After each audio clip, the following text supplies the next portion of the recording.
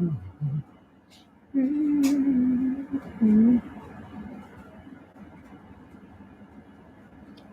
guys, so we're here live with Mr. Sci-Fi, and I'm going to get on the table thing right now, and we will see how it all goes, and we will have another fun evening of joy. Now, by the way, just posted a video on Mr. Sci-Fi. If you haven't seen it, it's the animation fans' dream come true. It's an amazing, amazing video, so I highly recommend it. So we'll join this. There we go. There. And open Zoom US.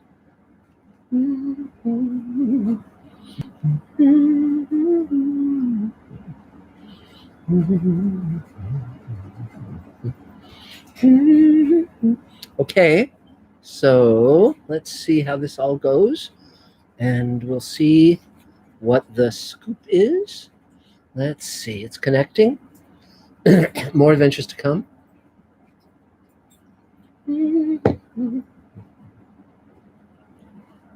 Okay, it's still loading. It's taking a moment. So, and then we'll have question and answer. We'll have all sorts of fun stuff. So hold on. There we go. Join with video. It's joining. And there we are. Join with computer audio. There I am. Hello, guys. Hi. Can you hear me? Yes? Can you hear me? No audio, Mark. Nope. Hold on. Got it. Yourself, Mark. Got it. Unmute. There we go. Hi, guys. There we go. Now here we are. Hello. Welcome to Thursday. Hi, everybody. I'm on Mr. Sci-Fi as well. It's a very cool thing. And as I was saying on Mr. Sci-Fi, I just posted a very cool video on Mr. Sci-Fi about my writing animation in the 70s and 80s, writing for all the major animated shows and the perk we're now offering on our Kickstarter campaign. So here we all are. So hi, guys. Good to see everyone. Who's not in LA? Who's on like further east? Anybody? No? I guess not. You are. Okay, and you are. Okay. So why don't we start with you, Lydia, since you raised your hand, if you want to unmute. Okay. Let's see.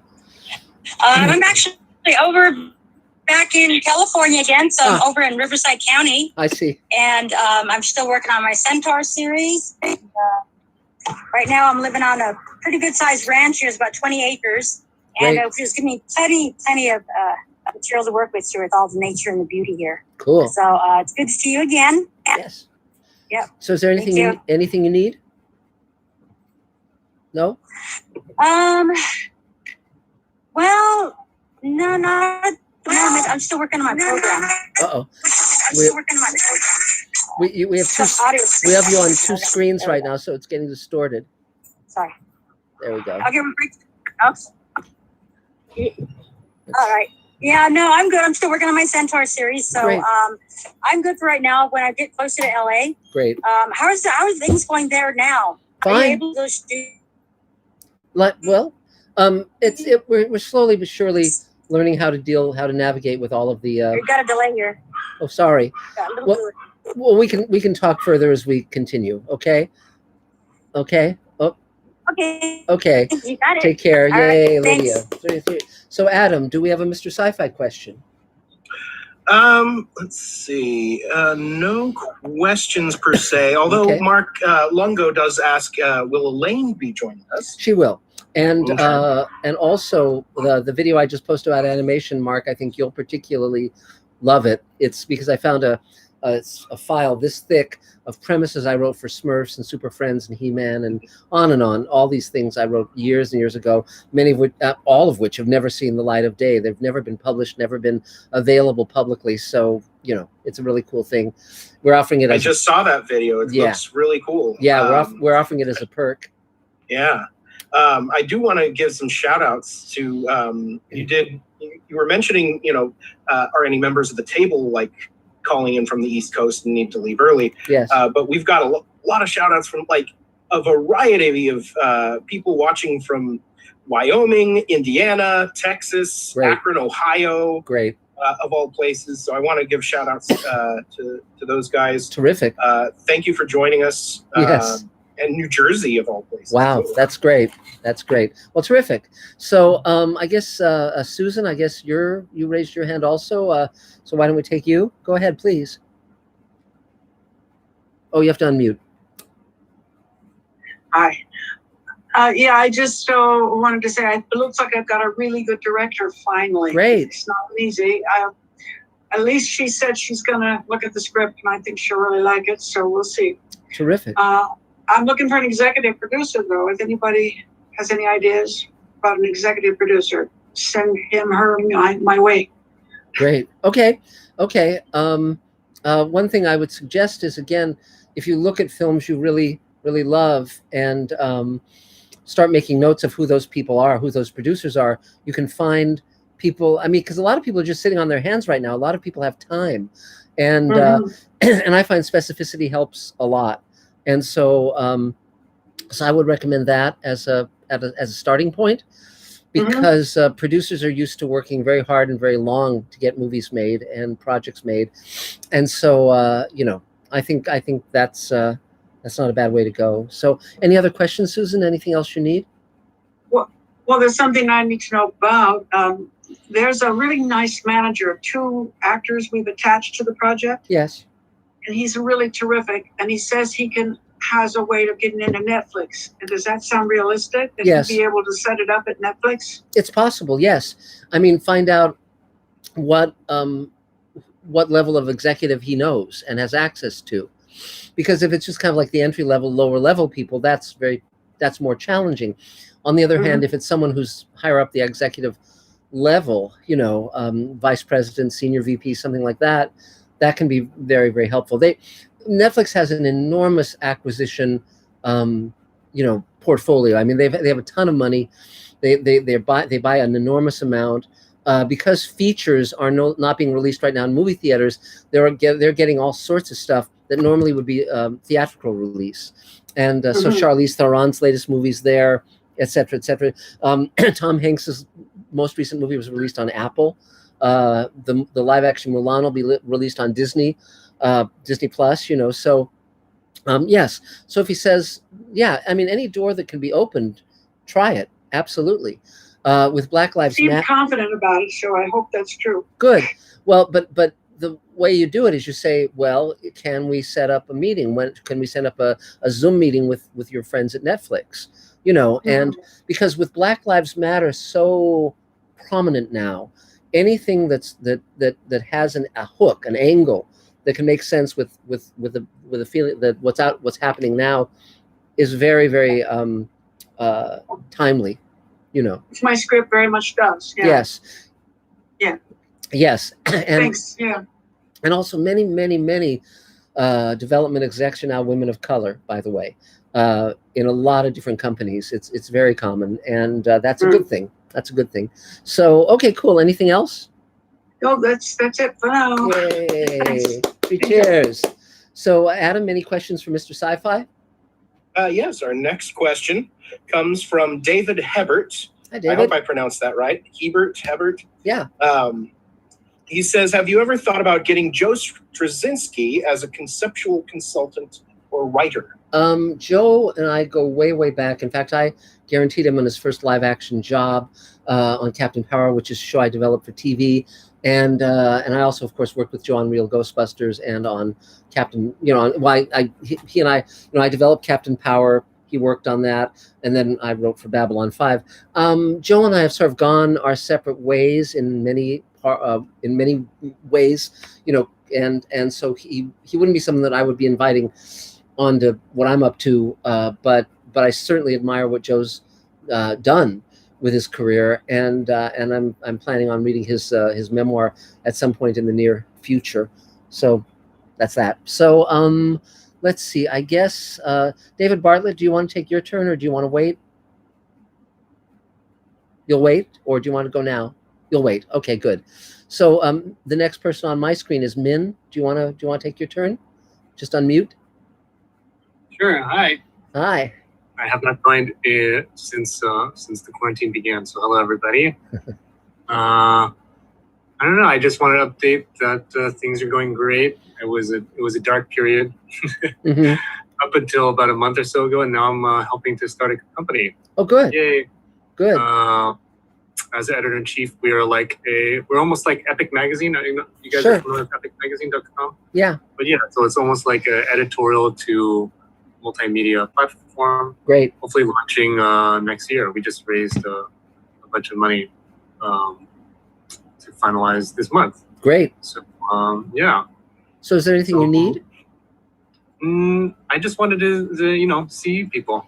Great. And hop in for a little bit. I can only hang around for 20 minutes, but I just want to That's okay. listen in and say hello. That's great. No, absolutely. And I find that this time can really be a time of great opportunity if one seizes the initiative, and so good for you. So there's nothing else you need at the moment? Okay. Well, if you know anybody who is a CTO type person, I am looking for a CTO. Now, what is a CTO? I'm sorry. Like a chief technology officer, so someone who could do run and hire an engineering team. There are many people at the table who have that expertise. Are you on the table email?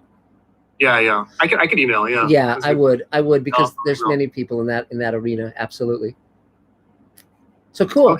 Okay. Anything else? Hey, nope, that's it. Yay! 3 cheers. So Adam, is there another Mr. Sci-Fi question? Yeah, we've got a bunch. Our next question is a fun one from Scott Baker, our commenter Scott Baker. Yeah, the antimatter Scott Baker, you bet. Not the antimatter Scott Baker. He asks, did you turn in your census form? Yes, we did. So we count. So yeah, absolutely. I know I've done mine. Yes, absolutely. So good question, Scott. So I guess Judith, I guess you're next on my screen here. You have to unmute. Judith Smiley from Montreal, Canada, where I was a child star, went to New York, ran a recording studio, owned and operated a recording studio with my former husband, did humongous amounts of commercials, cast and produced business films. And now last week I got my voiceover demo into my agent and she loves it. Good. I'm working now on my animation demo. Thank you, Adam, for your help. And I had last week a wonderful lunch with David. Thank you, David. I'm working on that on My Little Pet, which is about dragons in Burbank. I'm working on I'm starting to write again because it's been all about the performing. And I had a conversation with Raven this morning and settled on a date to do the comedy part, the first part of my demo, which I will be doing with my friend Faye in New York. Cool.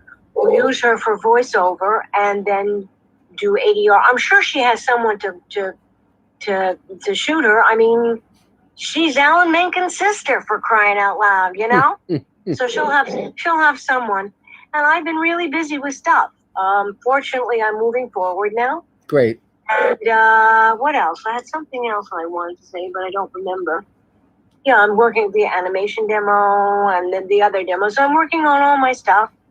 Great. And getting it done. I'm hoping to have Apocalyptic finished by this weekend. It's gotten much more pointed, much more, not nasty, but dark. It's gotten darker, I mean, there has to be a reason why God is leaving us. I can't say I blame her. And that's about it. I don't need anything. Okay. That's it. 3 cheers. I'm just glad to see everybody. Yeah. Hey there. So Adam, is there another Mr. Sci-Fi question? Yes, our next question comes from Kabuki Kid. Great. Who asks, he says, a friend of mine was trying to remember a sci-fi story he read maybe 50 years ago. Okay.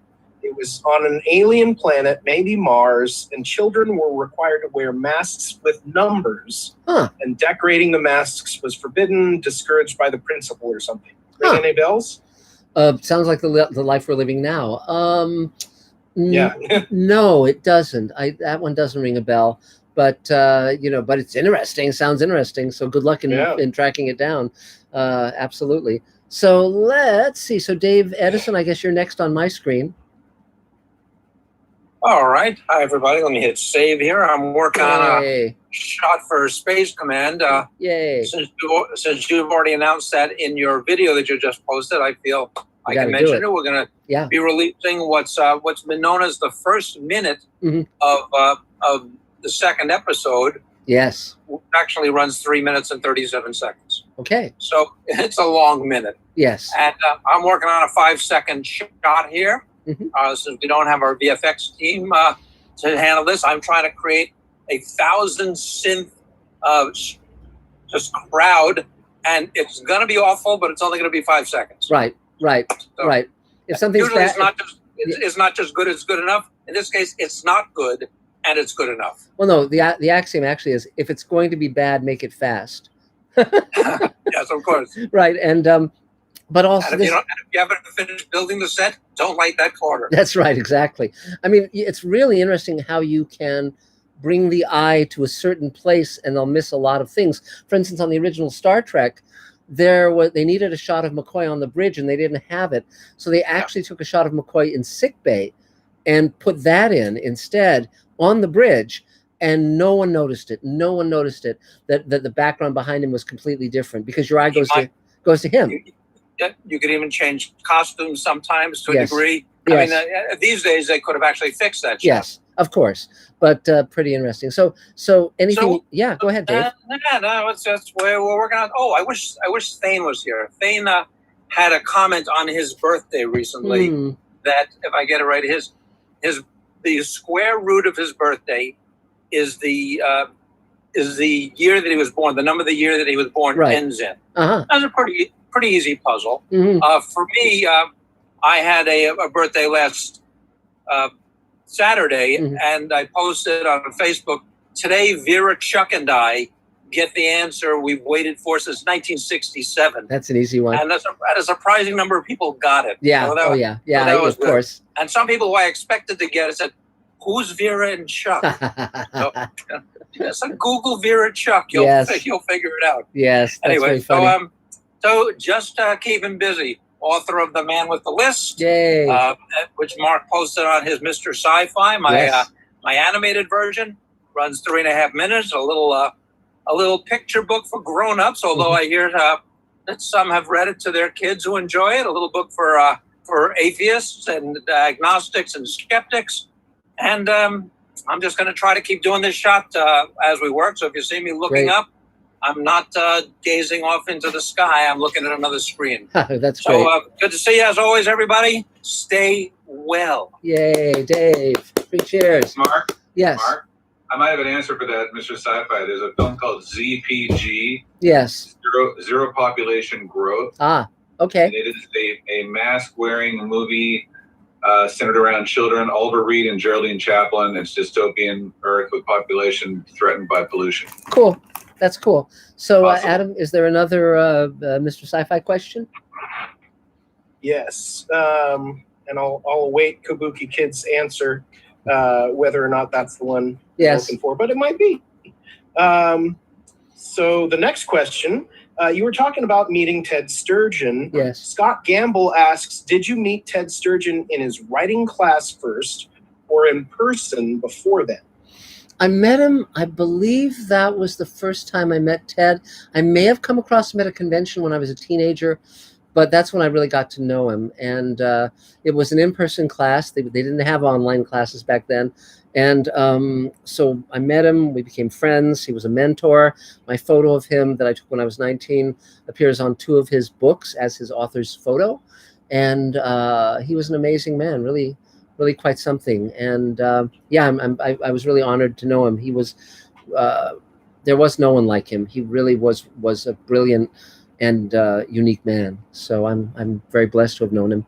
So, and by the way, the first book I ever wrote was called 3 Interviews on Media and Society. I wrote it when I was in college, and I interviewed Ted Sturgeon, George Clayton Johnson, the Twilight Zone and Star Trek writer, and Logan's Run, and Ron Cobb, who was the great designer of Star Wars and Aliens and Back to the Future. He designed the DeLorean time machine and so forth. So that's actually one of the perks on the Kickstarter campaign. Look, it's Elaine! Yay! Yeah. Elaine is here. Yay. Elaine is here. Back from circling the block. Yes, and so great, so terrific. So I guess, David, do you want to take your turn now, David?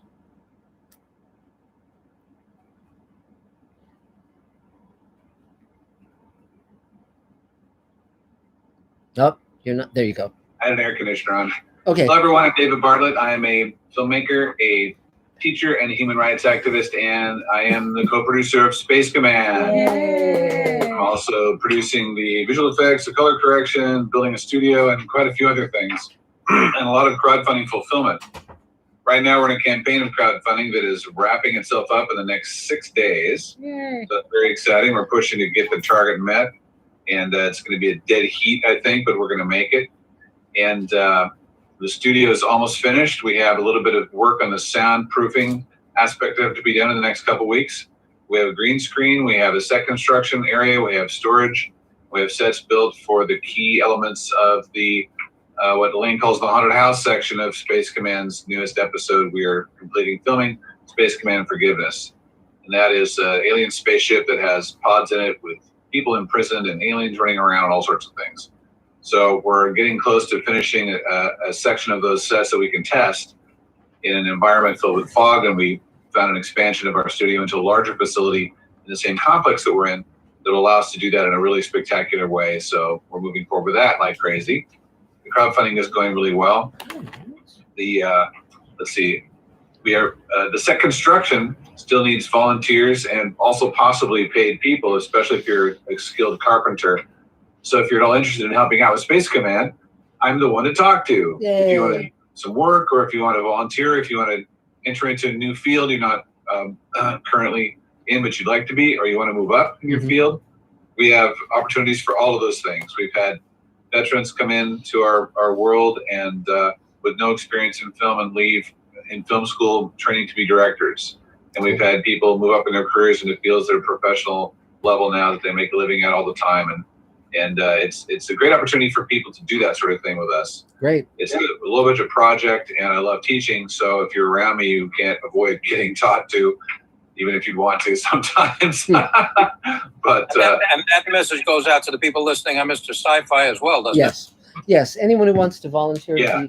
to help with with the Space Command, either long distance or in person, more hands make light work, and it's much appreciated. They know how to get in touch. They know how to get in touch with you, Mark. So yeah.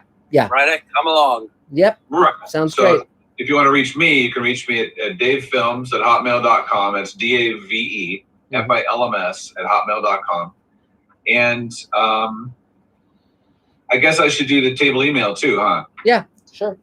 So now, shifting gears, the table email is 2,000 plus people that email with each other from the table, exclusive to table members. If you're new at the table or you have a trouble with your table email, you can also contact me about that, and I can steer you in the right direction and get you set up so that you can be on this. This is you can network with each other this way. There is a website that we have that has databases in it of people that are available to do certain jobs and job positions, which you can be in that too. This is all part and parcel of what it means to be involved with the table, and I'm taking over that now for Howard while he's not on our lines here currently. Yeah, right. And that's, I didn't really talk anything about myself. I have a background in film with over 140 feature films, and I have worked on Speed and Pulp Fiction and Total Recall and Predator 2, and I did set construction with Jim Cameron when he was James Cameron, and Gaylan Hurd, who is his fiance at the time, and I worked in a lot of different independent films after that, and I have over 64 now film festival awards. So I love teaching people. I've experienced in almost every field except hairdressing and the gapping. I should not plug in the generator. That's not a job for me. Or cut any hair. But other than that, I'm pretty covered. Great. And I love helping people. So there you go. Yay. 3 cheers. Thank you, David. Another Mr. Sci-Fi question, Adam? Yes, our next question comes to us from longtime Mr. Sci-Fi fan, Wilhelm Sowers. Hello. And he asks, I think you may have answered this before, but not today, and I don't remember what the answer was. So where did the title of Space Command come from? That's an interesting question. We were playing around with a number of different titles, and at that point, Doug Drexler was aboard as our VFX guy, and he suggested Tales of the Space Command, and I thought that was a little too ornate, so I cut it down to Space Command because I didn't want to have Star in the title because you have Star Wars and Star Trek, but I thought something with space in it would be cool. And so we just batted around a whole bunch of titles and settled on Space Command because, they'd actually done a Space Command TV show in the 50s in Canada with James Doohan, but nothing since really had been named that. And it clicked, and I liked it. Except for the actual service. Yes, except for the actual service, yes. And there's one episode of that on YouTube, isn't there? Yes, there is. And one can watch it. Yep. So there we go. Okay. And I should also mention that Star Command is a property of, part of Buzz Lightyear's thing. So yes, that was avoided. That's what. Yes, exactly. Well, thank you. So, Charlene, how about why don't you take your turn? Go for it. All right. Hi, everybody. First-time visitor to the table. Hello. Hi. Yeah, this is cool.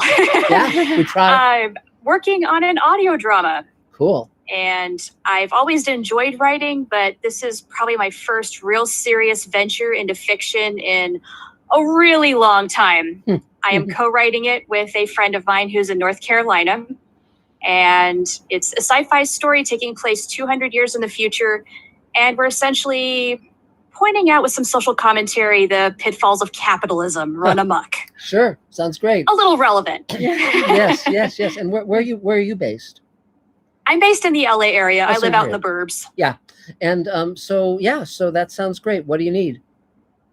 Right now, I don't need anything. We're still sort of semi-early in the process. We're writing the scripts, just trying to churn that out. Mm-hmm. But we're hoping to eventually release this as sort of like a podcast episode by episode thing. Yes. And eventually I would love to maybe work with some folks who have some voice talent. Cool. Well, there's a lot of members of the table who are voice actors. Yes, lots. Very talented. So you can definitely, when you get on the table, email via David Bartlett. You can send an email out with that kind of request. Additionally, we just did a Space Command audio play, a prequel that we're releasing, and there's a writer who has her audio drama podcast. It's called Sage and something. I can't remember off the top of my head, but she wanted to be a novelist and couldn't get interest from publishers, so she started doing these audio dramas of her characters, and now she's got a four book deal with a major publisher because she got a huge audience from doing the podcast. So what's your long-term goal? What do you want to have happen long-term?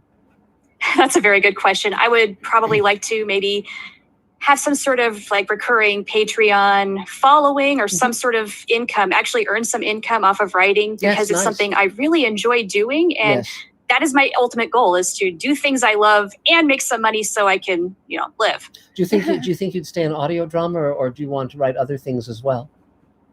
No idea at this point. Right now, just writing the audio drama is work enough. Cool. That's great. Well, there's a number of audio podcasts.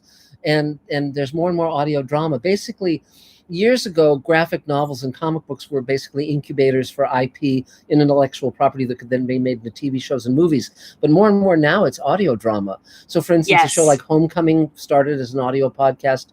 My friend Rockneil Bannon, who created Farscape, has a deal to create an audio drama podcast, again, with that same plan in mind. The reason is, of course, because they're so much less expensive to make than like shooting a pilot. So, but those are all admirable goals. One thing I will mention is that many of the science fiction actors love audio drama. And so when the pandemic's over, you can go to conventions and start talking to the actors and see who would be open to doing audio drama.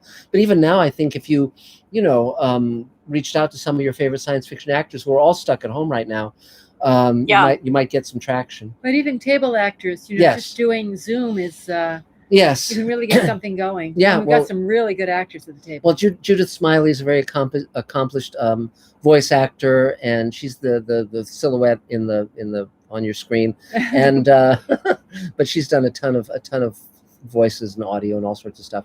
So anything else you need? Not particularly. I don't think so, at least not yet. I'm still fairly early in the process, but Cool. I'm definitely excited to be doing this and being connected with professionals who actually have produced work. Yes. That's not me yet, but that is one of the end goals. But when, with this. Not only, sorry, Have you checked not out only can I do, go for it, Go Judith. for it. not only can I do voiceovers, as we all know, but I also produced a lot of stuff in New York when I owned my recording studio with my ex-husband. So if you need me, feel free to call. Cool. Okay, thank you. And you got to knee somebody, which is a great story. But we'll tell that another day, Judith. Another time. Yeah. Yeah. Possibly after, And stomp on his foot. Don't forget that. possibly after November. Yeah, really. So, Charlene, did you have you ever checked out the work of Big Finish Productions? That is a familiar name, yes. They do Doctor Who, Dark Shadows, and a number of audio Yes. plays that they Yes. generally release on CD. There's also Okay, yes, I have checked out some of the audio of Doctor Who drama type of Yes. stuff, sort of not quite as a template, but when I No. was just starting to think this was a good idea, I wanted to see what other What's out people have there. done. right. Exactly. The other Just mentioning. several other things you can do. There's an audio writer, producer, director named Dirk Maggs. He's very interesting and very talented. He's just released an audio version of Neil Gaiman's Sandman Nice. on Audible, which you can find on Audible. And he also, there was a screenplay for Alien 3 that William Gibson wrote. William Gibson was the author, of course, of Neuromancer. And it was a much better script and totally unrelated to the bad movie of Alien 3 that was made. And so they basically did it as an audio drama last year, and it was terrific.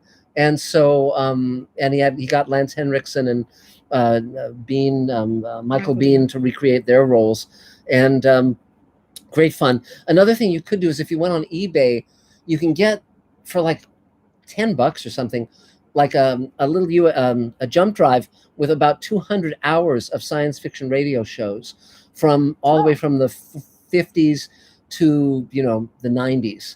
And beyond, and that's a great way to kind of study what was done before. There's, for instance, X-1 and Dimension X were two very, very good science fiction radio shows of the 50s, and they did stories by Bradbury and Heinlein and all the major science fiction writers. So that's another thing to check out.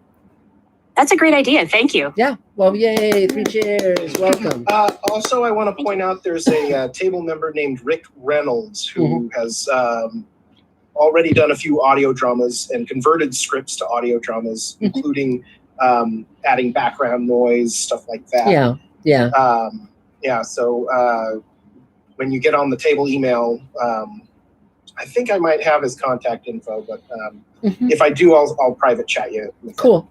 And the other thing, by the way, is anything that you want to accomplish, find the people who are doing versions of that successfully and reach out to them to see if they can answer questions. Don't ask them for favors, but a lot of people are happy to share what they did right and what they did wrong, and it can save you a world of trouble. Okay. That would be amazing. Yeah. I have done podcasts for several years at this point, but Good. mixing so many tracks to make an audio drama would be the first time for me. And one thing I would suggest as you start out with that is try to simplify. In other words, you don't need to do, the 10 Commandments or, an epic story right out of the gate. So, I tend to be fairly insane in terms of what I take on. I mean, the Space Command audio drama is fairly complex, as Dave knows. Dave is my editor, but something like Sage and whatever it's called, she only had like a couple of actors and very minimal audio effects. So just something to keep in mind. Okay. Yeah. So great. Well, welcome and onward to glory. So cool. Thank you. Yay. So Adam, do we have another Mr. Sci-Fi question?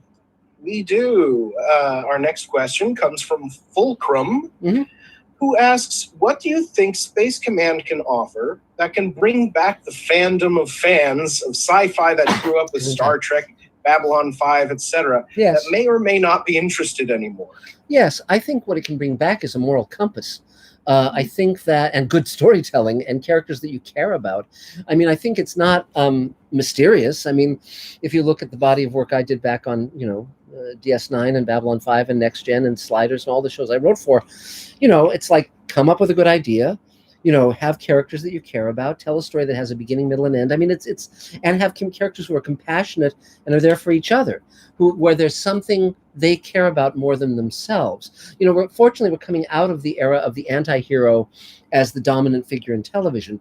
But the problem with it is they're coming back to heroic figures, but they're doing it very badly. And so, for instance, if you look at, in my opinion, Star Trek Discovery, which is kind of like all over the place and kind of a mess, and then you look at something like Picard, where he's so often passive in the show, and you're introducing characters that we have no history with and we don't care about, and so it's like the first and most important thing to do in television, particularly, is to create characters that you care about, that you want to take the journey with. And one of the reasons why I cast in Space Command and in Sweet Haven, the show I'm creating with Rockney O'Bannon, the reason I cast people like Bob Picardo and Mira Furlan and Bill Mumy and on and on, Mike Harney and Barbara Bain and Christina Moses, all these different actors, is because, first of all, they bring with them all these this history they have with the audience, but more than that, they know how to create a character that's a rounded human being. If you give them material that they can draw upon, that they can work with, they're grateful and they know what to do with it, so that you end up really caring. And in the recent 2-hour episode we did of Space Command, the Ripple Effect, that we did during the pandemic, we actually wrote monologues, and something you'd never do in television generally. And the actors had a great time with it because they could really go deep into character and really have something to chew on. So so I think but it all goes back to me making the kind of TV that I love, and because I'm doing it with my audience and not doing it with studio executives at this stage, I don't have to, I'm not beholden to anyone, and so I can just do the kind of show that we all love, and I trust my audience, and I'm the same as my audience. So Yeah. Yep. She says yup. Yep. So, okay, great. Yay. So let's see who's next on the thing. Mark Gushwitz, go for it. Hi, how are you doing? Good. All right. So, first of all, to Judith Smiley, is she sitting there? Yeah, she's there. I still have these keys to give you back if I ever get to see you again. She gave me a chair when I shot the zombie film, and these keys were in there, and I've been trying to get it back ever since. But now with this whole entire pandemic, I don't know if I'll ever see her. So anyway, so my name is Mark. For those people who don't know me, I'm an editor / filmmaker / podcaster / just about anything anybody asks me to do. Been pretty busy doing some work for some clients who've been coming back out of the woodwork. It seems like whenever I think I'm going to get dead, clients show up and give me work, which is good. I feel very lucky for that. So that's that. The new episode of the podcast with Stephen L. Sears talking about Princess Cena has been getting rave reviews from people, and it went up last Monday, a couple days ago. So if anybody wants to check that out, I'm still looking for opinions on the show, anything that can help me make it better, or anything that'll make me feel good about it because you like it. I'm now in the process of trying to get on podcasts to kind of promote my show. I've been reaching out to a lot of people that I know who do podcasts because that's how I got into it to begin with. A friend of mine does a podcast every week, and they also do a trivia portion of their podcast, and they've now asked me to be in charge of their Muppet trivia part of their podcast because I'm a huge Jim Henson fan. Wow. Right there is my signed Miss Piggy and Kermit the Frog photo. Oh, fun. I've followed the Muppets for a long time. It's depressing what Disney's doing with them. After watching Muppets Now, I got a little depressed. But Jim Henson was a huge inspiration to me. And so he asked me to come on and do that. So I'm going to do that. And I'm also reaching out, like I said, to other podcasters if I can get out their show to help promote the podcast. And then I just want to suggest something to people, because a couple of weeks ago I had said that I was getting depressed because I hadn't seen a movie in the theater for so freaking long. and it's like an addiction to me. So it's kind of like I'm going through withdrawals. Well, last Saturday, a movie hero of mine passed away, Alan Parker.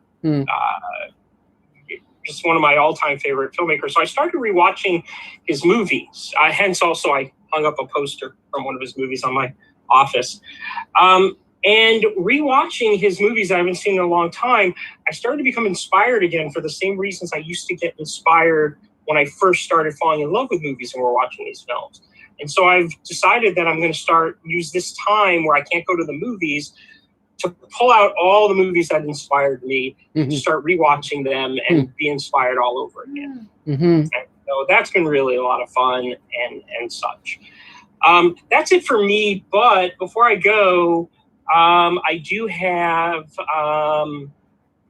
I invited somebody who's here today for the first time. His name's Brian. He's waving his hands right now. Sure. Hi, Brian. So when you get to him, treat him really nice. I know you will. He's a great guy. He's part of my writers group that I meet with every other Tuesday. And he asked if I knew a filmmakers group. I said, yes, I do. And I invited him along. So I'll give the rest of my time to him. Yay. Oh, you should know our neighbor. It's a hell kick of a drive, but there are several drive-in movie theaters that are running. So yes. So you can actually... I'm in North Hollywood, and I haven't been able to find any around here, with the exception of at the Americana, where if me and my wife go to a movie, it's going to cost us like $70. Whoa. Yeah. Well, don't do that. don't do that. But there's one in Pomona. There's several. If you just Google it, I'm sure you can find it. Well, that's what I did. Is I Googled, and they were giving me like all the way up in Riverside. Yeah. Like, I don't know if this will work for you, but you can save money by not taking your wife. Yes, exactly. Exactly. Sitting alone in your car. I want to stay married. Yeah. Yeah. Or you can do what they used to, which is put someone in the trunk and then you drive into the drive-in theater and let them out. So I saw a lot of movie theaters like in Riverside and something like that, which is too far. But then when I saw the Americana, I kind of got a little excited. And then I think it's like $40 for your car, and then you got to pay a ticket for each person. That's crazy. That was ridiculous. No. But I did. Somebody emailed me today, another friend from my writers with this animator named Tom. He emailed me today that Walmart's going to start using their parking lots for driving. Wow. Great. Cool. Keeping an eye on that. That's fun. Yeah, I would really like to get out of the house and watch movies on a bigger screen than my little mini screen. Are they using projectors, or are they using video screens now? I believe they're using projectors, but I'm not sure because I haven't been to one of them yet. Wow. So I'll have to find out from Patrick, who lives next door, where he's been seeing them. But it's a long drive wherever he goes. Yeah, it's like we'll find minutes, out. But we'll find out. I don't mind traveling 45 minutes. I grew up in Connecticut, where the closest when I fell in love with movies, it was a 45-minute drive to go to. So I'm used to it. Wow. I just want to go to the movies again. Like I said, it's like a drug to me. It's like I don't drink, I don't do drugs, I don't do any of that. Movies though will put me in withdrawals if I go, and now it's been driving me crazy. Yes. But I found this new way of being re-inspired. Like I'm revisiting all these movies that inspired me to begin with. Mm-hmm. Great. It's been a lot of fun. So terrific. Well, great. Well, 3 cheers. Yay. So another Mr. Sci-Fi question, Adam? Yes. Let's a question from Jack Nelson, which I think is a little a question that's a little too late. He asks, is Space Command going to be a part of San Diego Comic-Con? I believe online Comic-Con was last week. Yeah, it happened. No, it's already happened. No, yeah. So, I mean, we have a panel at Comic-Con every year. So next year, I'm sure that we will again. So we'll see how it all goes. But besides, we had our own convention. We had our own convention. Yeah, and for those who missed the Space Command convention, I posted all of the panels online, and I've been continuing interviews since. So you can really see you can see new content with our actors. You can see new content with our team behind the scenes. It's really, really fun. So if you're not watching Mr. Sci-Fi on a regular basis, it's well worth subscribing, because there's a lot of fun stuff to watch. So cool. And so James Gagne, James Gagne, wait, James Gagne, let's do you. All right, thanks, Mark.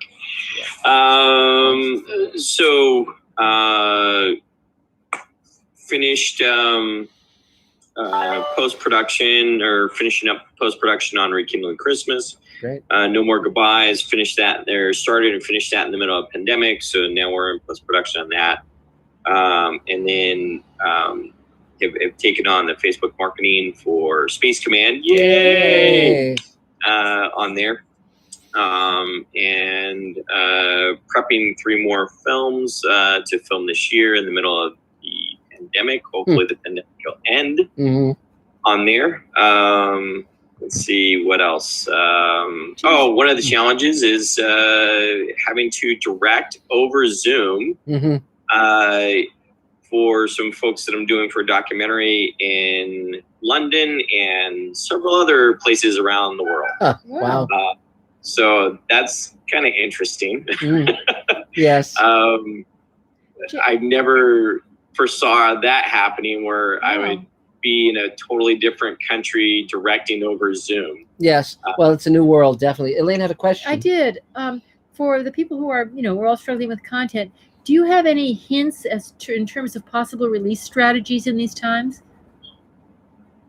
Strategies for what? For people creating content, or people? No, for releasing them, for platforms, for getting it out there in these times, for getting your completed work out there. Do you have any suggestions or? Yes, tons. Yeah. Good.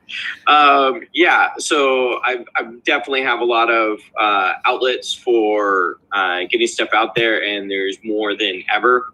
And that, in fact, I've already talked with some owners of movie theater chains, and part of my release strategy was never to go theatrical, but have been in the works for creating a distribution arm for a long time. And it just so happens that the pandemic has created the perfect storm for releasing independent stuff theatrically. Who would have thought? Wow. So I've been up to date on all of that, including the latest issue with Universal brokering a deal with AMC theaters to crush the 90-day release window to 17 days and actually share a portion of their streaming profits with them, which, didn't see that coming. So, wow. But it's opened up a lot of opportunities where I've spoken with theater owners, and they would like to see indie content from me and from other indie filmmakers. Wow. Wow. Cool. Okay. Great. There's a very, very interesting article that you posted. Is there? Can you tell people how to get there to see that article? Which one? You just posted an article recently, an interview with you and some other filmmakers about working during the pandemic.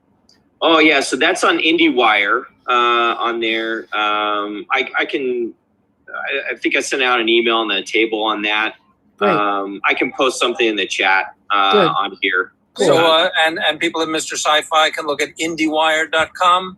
Yeah, IndieWire.com. It's about getting back to work.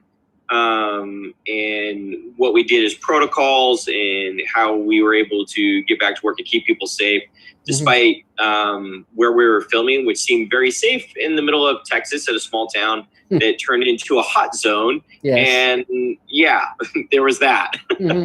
But we kept everybody safe with 0 incidences, despite having other interesting things happen, like one of our locations that we were supposed to film at later in the day ended up having somebody there that was symptomatic and ended up popping positive, and we severed that location and never stepped foot in there and found a separate location. So it's, really being able to have multiple redundancies so that if anything looks like it might have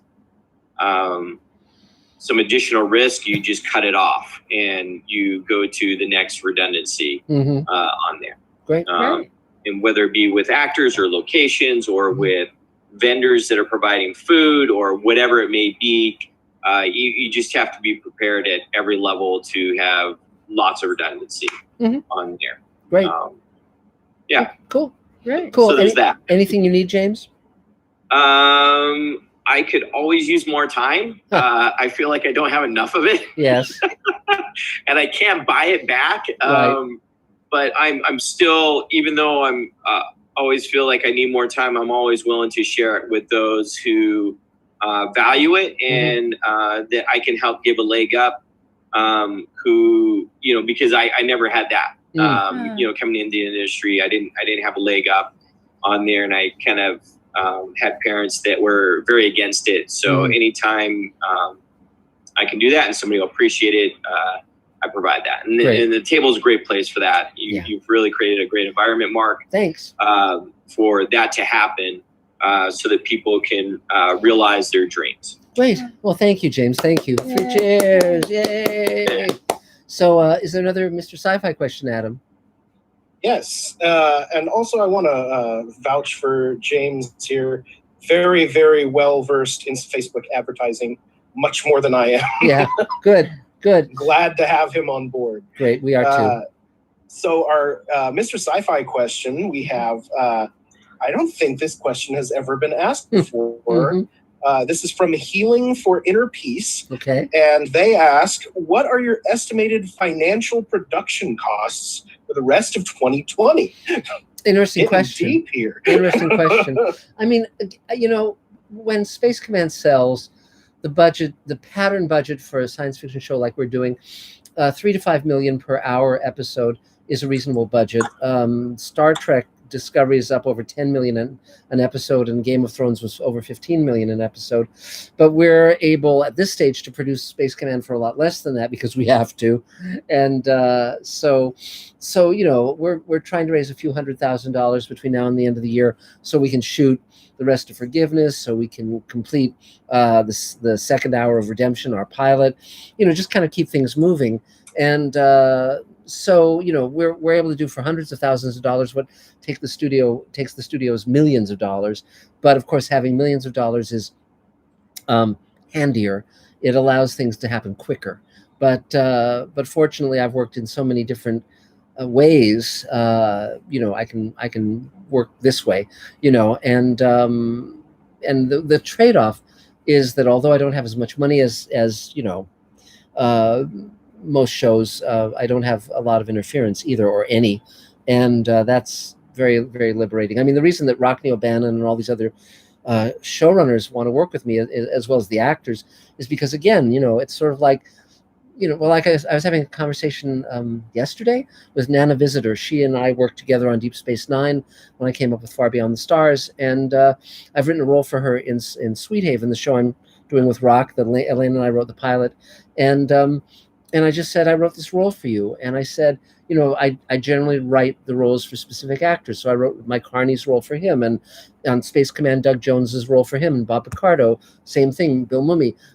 You know, so I admire these actors. I write the roles specifically for them, and I don't have to ask permission, because many of the casts that I pull together, whether it's Barbara Bain or whoever, a network wouldn't approve those casts. They would want people who couldn't act because they're popular, you know, on you know, the WB or whatever, you know. So I don't have to jump through those hoops, which is very, very nice. So let's see. So I guess Brian, I guess since Mark Gushwitz vouched for you, let's take you. Thank you, Mark, for inviting me again. Yeah, my name is Brian Hasek. From St. Louis, Missouri, and moved out here, you know, probably 2 decades ago or more now. But mostly, yeah, I've been in a corporate office job and just doing short films and whatever I can on the side. And like Mark said, I met him in the writers group. But really, I got into film because of the visual through comic books, and I like to draw. But yeah, this is the first time in my life I've had the money and the time to actually put a short film together, and this happens. So it's actually been a good time. I've been teaching myself storyboarding. But yeah, just whatever I do next, it's going to be in production, not a desk job. Good. So yeah, David, I'll probably be getting in touch with you. So I have time to volunteer as well. So great, terrific. Okay. So is there anything you need right now? Not at this point. Yeah, I'm really looking at all my options. I have time to stretch my legs and see what I want to do next. And yeah, I want to help other people out as much as possible. Cool. can do lots of different things. That's great. And also, again, when the table is, Elaine and I founded the table 27 years ago. Yeah. And something like that. And, the whole idea is with people helping each other. And several of the rules are everyone's welcome if they come with a good heart. No one is judged on whether they're worthy or accomplished or any of that. So we have Oscar winners and we have people just starting out and they're all treated with equal respect. It's essentially Hollywood the way I want Hollywood to act, because often Hollywood acts very cruelly and has no manners and is arrogant and stupid. And I didn't want to be part of that. I wanted to be part of the reverse. And so so that's how it worked. And as David Bartlett mentioned, we have thousands of members now. The one thing that is cool is because of this fraternity of people, fraternity and sorority, however you want to word it, we can advise each other. We can help each other. Some of you are new to the table. Some of you, I guess you all know our credentials, but just to mention, Elaine and I have been professional writers for over 40 years. We've written for almost all the major studios and networks. We've earned millions of dollars as writers and producers, and now we're directing as well. And so, so when you, and also I've had bestsellers in fiction and nonfiction, all from major publishers. And so we're happy to share what we know. We're happy to, but the cool part, the fun part is some people get stuck in the way things used to be and they're not able to adapt. I pride myself on being very open to adapting. I love the new way of doing things because the fact that everyone has a camera in their pocket, a video camera, the fact that we can talk via a computer screen. These are wonderful things. And I would not want to go back to the days of 35 millimeter film and waiting 2 days to see your dailies and all of that nonsense and needing a studio and a network to reach millions of people. I have my own YouTube channel. It's like, I can reach the world. And so we're always happy to be an advisors and a sounding board, as is everyone else who's part of the table. So there isn't a single question that anyone could ask about how it works in film or TV or books that someone on the table wouldn't have an answer for, where it would be the real answer, not some goofy guesswork. And over time, one thing that's been gratifying is the people who weren't serious about making stuff fell away. Yes. They just got uncomfortable. Yeah. So you'll find that the vast majority of people on the table are actively doing it. Actively doing stuff. Yeah. And they're not talking about it. They're doing stuff. Yes. And so that's one of the, even if they're extremely nice and charming, that's the one kind of person that you have to sort of walk away from, who are the people who are just playing at it, rather than the people who really want to speak from their heart. Yep. Through their art. Yeah, there you go. Yeah. So anything else, Brian? Any other questions? No, yeah, sounds great. Great to be here. Cool. And yeah, I'm sure I'll have more questions because I'll be here, and I'm glad to be here with all of you. Yay, great. And also something to mention is various people have been mentioning Space Command, which is this show that we've been shooting that my audience gave me over $1 million to shoot. And so if anyone wants to see the first hour of the show, if you just go to my Mr. Sci-Fi YouTube channel, it's right there on the landing page, and it stars Doug Jones and all these other stars, and it's great fun. So it's funny. Mark just had you on his radio show. Yes. I never heard of the show or anything about it, and then looked it up. Thought, this looks really cool. I had no idea you guys were the group that I was going to meet on Thursday. So. Yeah, we get around, and but yes. He just listened to you on my podcast a couple of days ago. Yeah, that's great. Well, I hope I made sense. I just wanted to say to David Bartlett that I keep promising that I'm going to try and help on Space Command, and I haven't been able to find the time. So I brought Brian on to help you out. To be your surrogate. I'm doing his community service for Yeah, that's great. That's great. That's fun. Well, I still owe you a couple of days, though, because you helped me out. I haven't forgotten. That's fine. Thanks. So, Adam, is there another Mr. Sci-Fi question? There sure is. I think it's been a while since this guy has commented. Bob Rich is back. Hi. To commenting. I don't know if I'm sure he's been watching. But, yes. Says, hi, Mark. Hope you're doing well. His question is, what are the keys to writing great dialogue for TV and film? There are several mistakes that most people make when they start to write dialogue. One is often the characters all talk alike and they say what's obvious. They say exactly what they're feeling, exactly what they're thinking, which people don't tend to do in real life. So the first thing to do is to always try and write subtextually. So don't say the obvious thing. Don't say the cliche thing. Don't say what you've heard people say in movies and TV shows, bad ones, a million times. Another mistake they make is that everyone talks alike. And so what you want to do is you want to start listening for which actors talk very differently from each other, which people in your life talk very differently from each other, and start making lists of those people and cast every role with someone specific. Because that way, which is again why I write roles for specific actors who are very distinctive to me, because it makes it easier. And so those are two things. And try, don't be too clever. Be in the reality of what you're writing. So, because if characters are just wisecracking and being clever and not taking the danger seriously, that's problematical. And so, because it takes you out of the reality of the situation. Also, you want to be careful not to be too formal. No.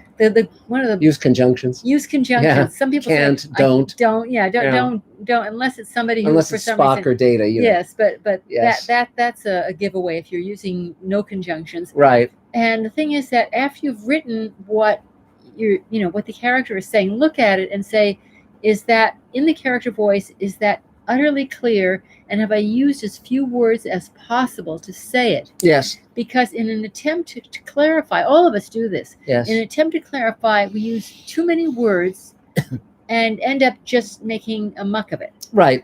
Don't overwrite.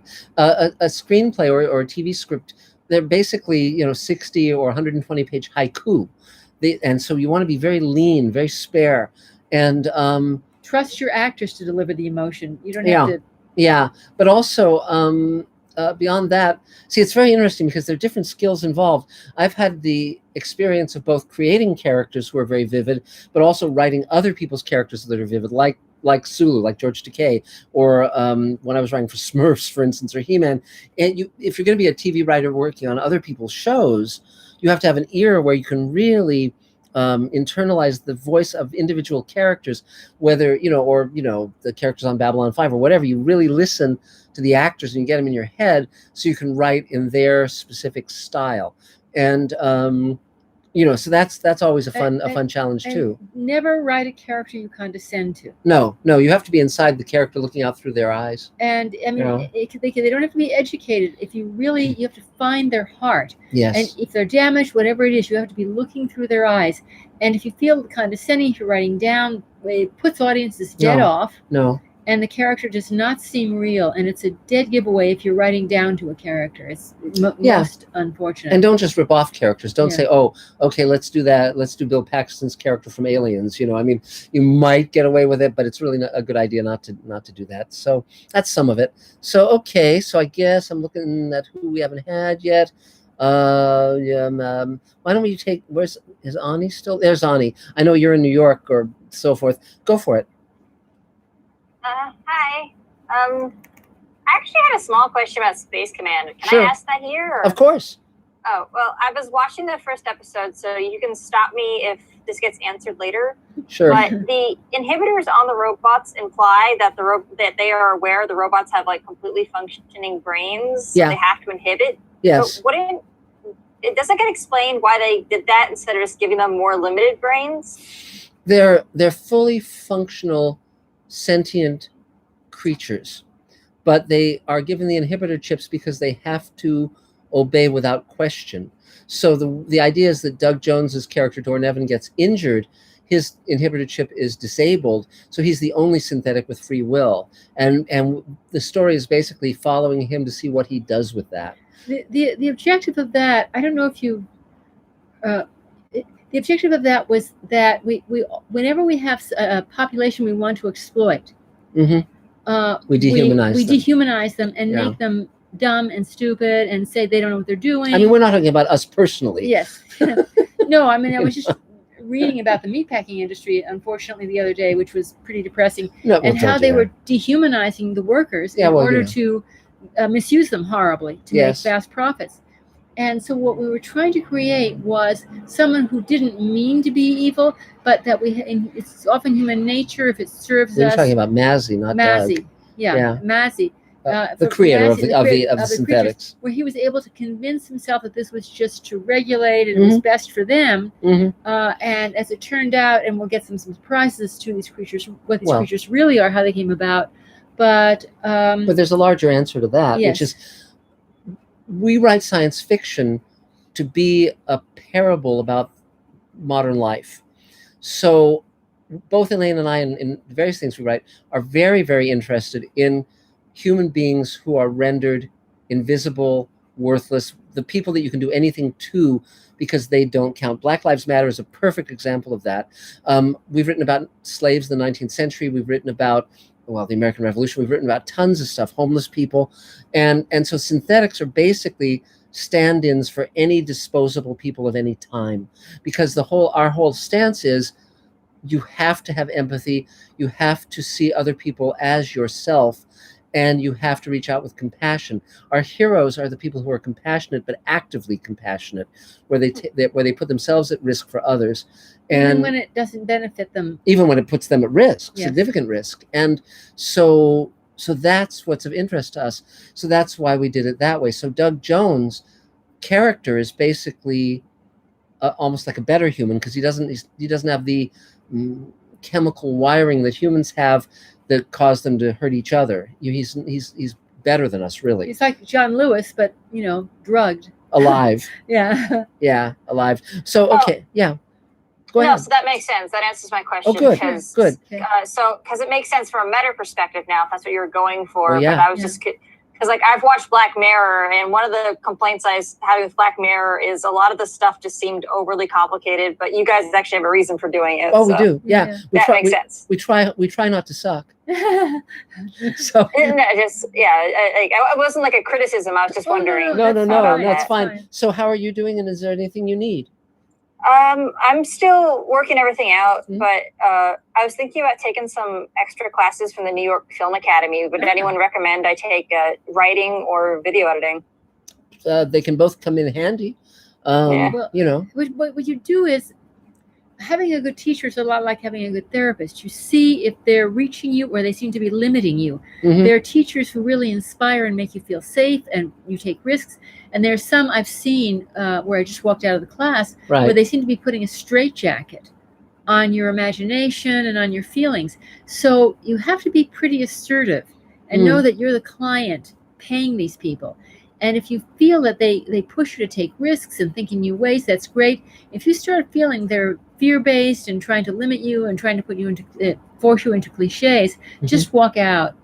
That's sort of soul killing. Yeah. And I like to learn from people whose work I admire. Yes. So sometimes I'll seek out the people who I think are terrific writers, and then I learn from them, and that's proven very useful in my life and career. So anything else, Ani? I heard you guys talk about podcasts before. Sorry, yes. I was a little late. Oh, that's okay. Are you guys exploring the sci-fi narratives of podcasts? Because I recently started something called the Penumbra podcast. And it's like detective noir, but on Mars. Oh, fun. That's cute. And that's it's really good. And I know you guys are into sci-fi narratives, and that's kind of like a new frontier. Cool. I was wondering if you knew about. I hadn't heard about that one. What's it called again? The Penumbra podcast. The Penumbra. It follows the private investigator Juno Steele as he solves mysteries on Mars. That's cool. Fun. That's fun. It is. He's very dramatic. Yeah. Okay. Yeah, because I've always been very interested in sort of the future noir genre of science fiction. Blade Runner is, of course, the great exemplar of that. Oh, then you got to check out the Penumbra podcast. Well, there's a series that we're working on called Dante's Station that is about a New York cop who's transferred to an alien planet. So it's really fun, and he's with his very, very rebellious 14-year-old daughter. He's coming off an extremely bad divorce. So that's fun. That's great. So thanks, Ani. Okay. Thank you, guys. Yay. So another Mr. Sci-Fi question, Adam?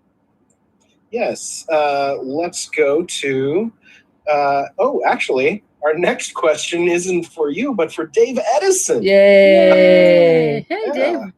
It comes from Scott Gamble. Yeah. Who asks, what are the specs on the iMac you upgraded to? I'm hoping to do similar work to what you're currently doing and would like your recommendation. That's funny. Sigh. It was a gift to us. It's a 2013 model. We maxed out the memory at 32 gigs, and I'm looking for the specs right now. Let's see. Give me some more. I know this is exciting, folks. Yeah, and you have to pedal to make it go. So yes, and it's still not fast enough. Yeah. 3.2 gigahertz Intel Core 7, and graphics card is nothing special. So if we had a few bucks, yeah, we could use a modern computer, but yeah, it does the job so far. Yeah, I mean, the challenge, of course, is that technology is always overtaking us, and you always have to balance how to allocate funds when you're doing something, flying by the seat of your pants. Especially rendering. When we started, I was working on my tricked out 2012 MacBook Pro with 16 gigs of memory. So we've upgraded from that. Well, it's funny, Dave, on the, I think if you watch that video I did about the animation, writing for animation, some of these premises I wrote on a IBM Selectric using whiteout and cutting and pasting and physically. And then we switched to a K-Pro 2 with fanfold paper. Well, when we were still using the old-fashioned typewriters. Yes. But that Selectric was even an electric typewriter. It was, thank God. Well, what he used primarily was his wife, because he would be handwriting pages in the other room and slipping them to me, and I would be typing them as fast as I could. That was when I was writing, I think it was an episode of Black Star. I was under an incredibly tight deadline. This is just as computers were starting to take over. So deadlines shifted from a week to a day. Yeah, so Elaine could type faster than I could. So I wrote a 55-page script in a day. And it got made. Everything I wrote got made. So it was an all-nighter, but he was just writing as fast as he could longhand, and I was just doing the typing. Yeah, that was I burnt out brain cells. So okay, great. 3 cheers, yay, Dave Edison. So so Matthew, let's take your turn, okay? How you doing? There we go. Can everybody hear me? Yeah. Hi guys, how are you all? Good. Good. So I fairly new to these. This would be my third one. So again, my thanks to Mark and also Adam. I always do a shout out to Adam because just to kind of segue into what I'm doing, which is this Diamond Dragons thing. I can't remember which thumb. I think it's this one. There we go. Adam is voicing some of the characters in that. I'm voicing some of them and so on. And this project that I'm doing is basically a feature length where it's essentially Lord of the Rings, but with dragons at the helm. So if that gives you any idea of what it is that I'm doing, some of you have already heard that because you've already met me. Other people are new probably to meeting me. So hello, nice to meet you all and all that stuff. I've been working on it for a very long time. The first screenplay is completely done. And now I'm actually trying to make it into a book now. So I've been pursuing that for like the last week or so. And I'm about 100 pages into that now by taking the screenplay and moving it in and then building it and continuing from there. And of course, that's a completely different journey than the screenplay was. I've also been working on the second version of the screenplay because so many ideas came from the first one. They spilled over and I was like, oh, these are great ideas.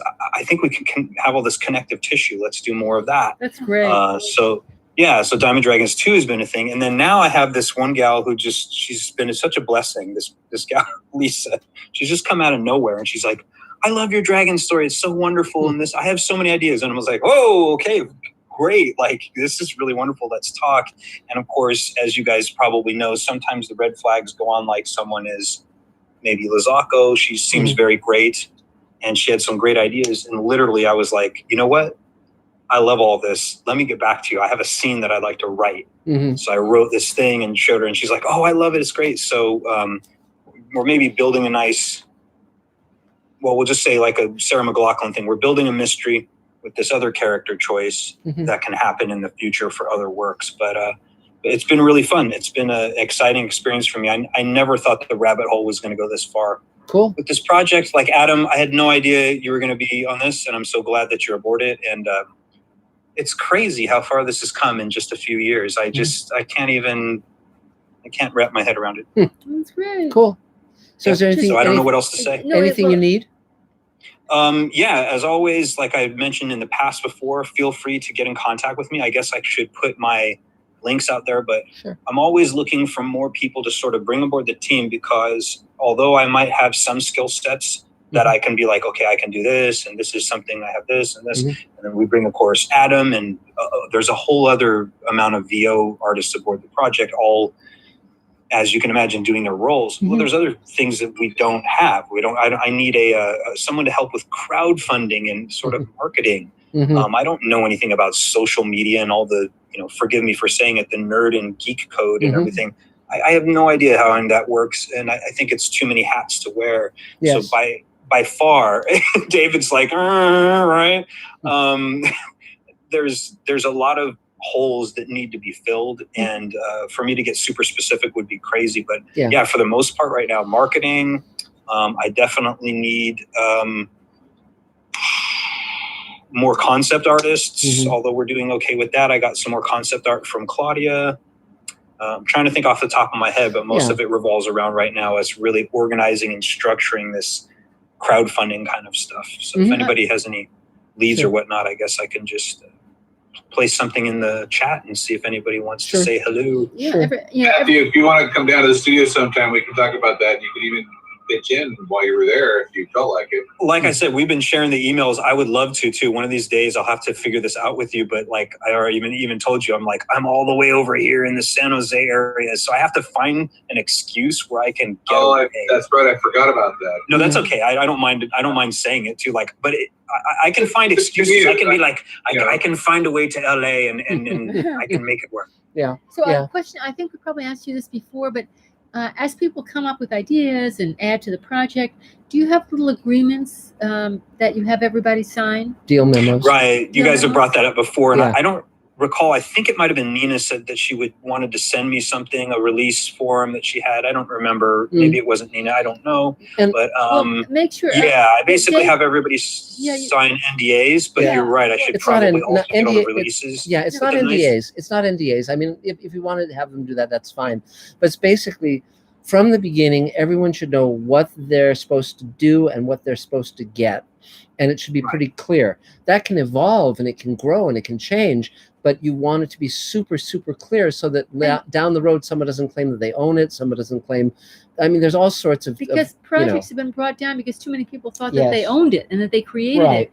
Whereas so I don't want to go too much in a diatribe on that. I understand what you guys are saying, but at this point, this isn't a concern for the current crew that I have because of the level of trust I have with them. But in addition to that, I would definitely like to get these releases and so on. But so far, there hasn't really been anything generated except for from my own self about the materials. So there's no question as to the ownership of all these things, especially for the concept art and the music. Cool. And that's pretty much everything at this point. The VO work, everything's still in what I would still say beta and test stages and previs. So it's nothing where I need to be concerned over like, oh, but we're going to try to sell this video later. I'm like, no, none of these things are off to be sold yet. Cool. Okay, great. Well, that's great. Well, 3 cheers. Yay. So, Adam, is there another Mr. Sci-Fi? Yes. Let's go to our next question. Great. I'm going, since we are running low on table members and a lot of Mr. Sci-Fi questions, I'm just going to go ahead and skip people who have already asked questions and go to new people, such as Jack Moore, who asks, he wanted to know what you think about the new He-Man series that Kevin Smith is doing. I just saw online that announcement. I haven't really checked into it yet. I've met Kevin Smith. Interestingly enough, I was at Trader Joe's a few months ago before the pandemic, and he was there with his daughter. And I said, I'm so glad you survived your heart attack. I said, a lot of people really, really look up to you, and you're really a great shining light for many, many people. And I'm really glad you didn't die. And he gave me a big hug. And that was not very nice. And so I'm sure that if I contacted him and said, I wrote for He-Man, he'd probably respond. And so if anyone has a contact for Kevin Smith, I'm happy to reach out to him. I'd be very interested to find out what he's going to do with that. It's you know, it was very, very strange when we were first working on it before any of it had been animated, because he's such an odd looking character. You know, when we did the Blu-ray, they had me do a commentary on one of my episodes, and then they interviewed me for a documentary, and they said, what do you think about the look of He-Man? And I said, well, if you just oil him up, he could fit into any gay bar in my neighborhood. You know, and so, you know, I don't think they used that on the documentary. I said, with that haircut and that build, if you just oiled him up, he'd fit right in. And so, you know, but yeah, it's kind of really weird to be a big muscle guy with a page boy, like, you know, Dutch paint boy haircut. So anyway, moving on. So let's see who's next. I guess David Goldenholtz. I guess it's you. Go for it.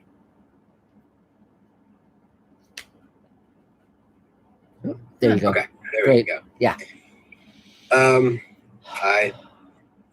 So I am not really looking for anything today, but for anybody that doesn't know, I do voiceover. I also do, I haven't done it in the past, like brought it to the table's attention, but I do drone work.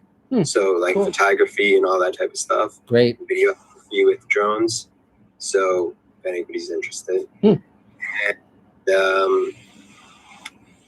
yeah, that's cool. Basically who I am. Anything you need? Same as everybody else, time and more work. But, you know, I mean, other than that, I'm pretty good. Okay. Okay. Well, in terms of time, just to let everyone know, because this is a common thing that most of us feel, every day when I get up, I make a list of what I have to do that day, and I put $signs by what will bring me money and stars by what will move me forward creatively. And anything that doesn't have a star or a $sign by it or both, I don't do. And so I make sure that I do the things first that actually advance me. And I try and do the hardest stuff first in the day, the things I least want to do. You know, so that can really help. I also work extensively with the timer on my phone. So I'll say, okay, I have, you know, a half hour to do this task, and I just work on that, and then I'll go on to the next thing or whatever. And I don't get enough done, but I get a lot done. And that's very helpful, but definitely prioritizing what's really important, because it's so easy to get so splintered and so distracted by trivialities or things that don't actually help you. It's very important to be aware of that. And also, it's very important to say to yourself, is this advancing what I need, or is this advancing what someone else needs? And it's not to be selfish, but it's just to be clear. And that's also very important. So that's some of it, you know. So so great. Anything else, David? Yes, I forgot to mention that I'm doing a podcast. Cool. It's called Coffee Questions and Discussions. Great. And Adam has been in it, and going to be getting more people, hopefully, from the table and from outside the table into it. And, great. Yeah. Okay. So cool. If anybody's interested, hit me up. I'll put my email in there, and yeah. Okay. Yay. 3 cheers. So, Adam, another Mr. Sci-Fi question? Yes. Our next question comes from Hayes494. Great. Who says, great history of sci-fi commentary. Thank you. Where do you see sci-fi going in the next 10 years? Well, you know, it's so interesting because the period of science fiction that I grew up in was one of great optimism. I mean, you know, you had, after the bomb stories and so forth, which, because we were all living under the shadow of nuclear annihilation, but we were also living through the space age, the great age of manned space exploration.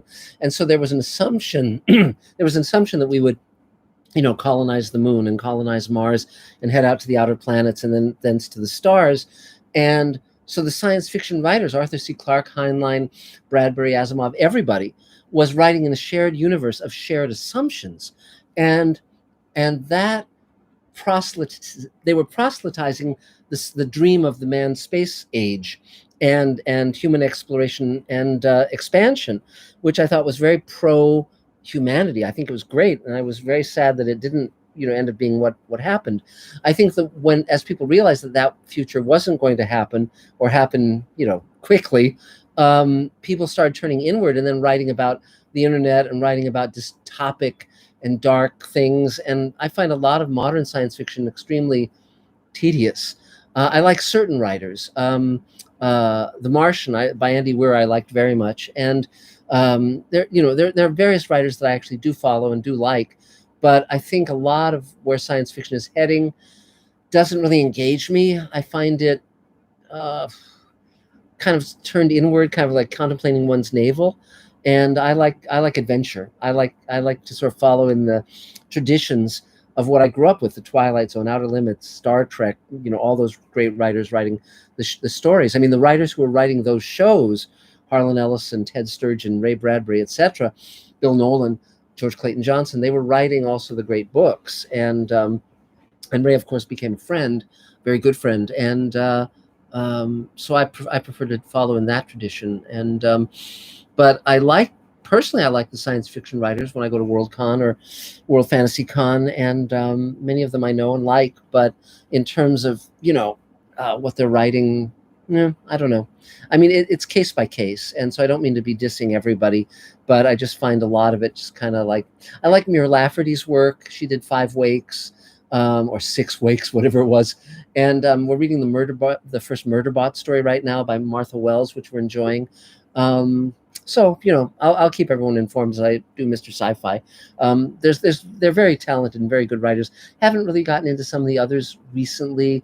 The Binti novels. I started that but couldn't quite find my way in. But I'll return to it. I'm reading a lot of John Wyndham right now, and I've liked his work for a long time. So okay, great. Let me see who's next. Akira, you're next. Go for it. Hello, this is Akira. I'm a film composer and guitarist, and also Japanese language instructor. And I'm working on mainly, I've released some 2 library Q albums. Music library albums. It's all also the horror-oriented kind of things, and working on some indie movie and feature and short, and composing for myself, and not much right now. Just doing the same thing as usual. Composing and submitting and teaching. Nothing special, but those kind of things keep me easy now, and I'm really enjoying participating every week. That's also for me. Thank you very much. Good to see you. Yay. Oh, by the way, are you a member of Film Independent? Yes. Good. Oh, good. And people are aware that you're a composer over there, and because I know that everybody needs music. Yes. Great. Well, terrific. Yes, okay, so great. Is there another Mr. Sci-Fi question? Yes. Our next question is from Kurosh Amini. Great. Who asks, do you curtail the character a little to suit the actor casted for the part, or are you rigid about it and cast according to the exact fit? No, you have to be responsive to the actor, but it's not curtailing the character. It's basically like making a custom suit. So you want to know what they're good at, what they're not good at. You want to be open to their suggestions. Frequently they might want to change a line slightly so that it's easier for them to say or easier for them to embrace emotionally. Yeah, no, it is critical that you work with the actor because they're the one carrying the emotion. Yeah. And for me, if I have someone who has to reflect shame, I don't care if they're shouting about it. I don't care if they're whispering about it. As long as it's authentic, right? As long as it's authentic. And if they cut a couple of my words, I'm not Shakespeare. The important thing is that we both come from the same place in terms of this person should not have been shamed. How are they struggling against it? Right. And so it becomes really a collaboration. Nothing is shrunk down. It's a collaboration and made better. Great. Terrific. Good answer. So, okay, Mike, I guess Mike Lopez, go for it. All right. Can you hear me? Yeah. Great. My name's Mike Lopez. I am a cop turned filmmaker. And if you guys need any gear or suggestions or information about Cop World or things you need for a project, let me know. I'd be more than glad to help you out. Great. This has been a really, really good month for me. First off, my film project that I'm going to be starting tomorrow has been approved by SAG. Yay! Okay. Yeah, so I got my COVID clearance, and we're going to do it. Great. So that the COVID thing really threw a wrench into everything. I thought I had it down pat on how to get SAG approval, but when they add all this extra stuff that you got to do and have and all that, it really makes it just, you really got to push. Got to push yourself to get it done. Make sure everyone's tested. Make sure you have all that PPE. Make sure that the sets are clean and everything. Wow. But you know, it's going to be worth it. I think it'll be worth it. Secondly of all, you know, just let me give a little shout out to Mark there. There's only a few people who've been really influential in my life. Turns out Mark's one of them. Well, there you go. One time he said, greenlight yourself. And I keep telling him to write a book. I don't know why he doesn't do it. Yeah. Trying to get into it. But when I decided I'm going to greenlight myself, it really caused me to become a person who just gets organized and just does it. You just got to do it. You just got to put aside everything that will keep you down, and you just got to do it, or die with your boots on, whichever comes first. You know, I want to die with my boots on personally, but I don't know if you have guns or anything, you know what I'm talking about. Yes. Okay. So anyway, and it's affected every aspect of my life. You know, I got to take care of Jim and myself. And if I'm not organized and on it and watching all the P's and Q's, it could get really awful. I'd be overwhelmed and I'd be crying. And but you know, when you greenlight yourself, it just works really well. That's great. And like I said, tomorrow we're doing first day of filming for the project. Jim wrote James Metropole. I don't know if you know him. He's a longtime table member. He was a playwright, wrote like 16 plays, produced them all, got a lot of awards and stuff. And he wrote this one play called Professor Echo and the Spy Queen. And I read it. I fell in love with it. And I decided I'm going to adapt it to film, which is what we're doing. Wow. That's great. 2-day shoot. And I'm just really excited about it. I got everything all set already. Okay, great. And yeah. And one thing I will need though, next week after filming is an editor. I want this to be really look good so I can submit it to some film festivals.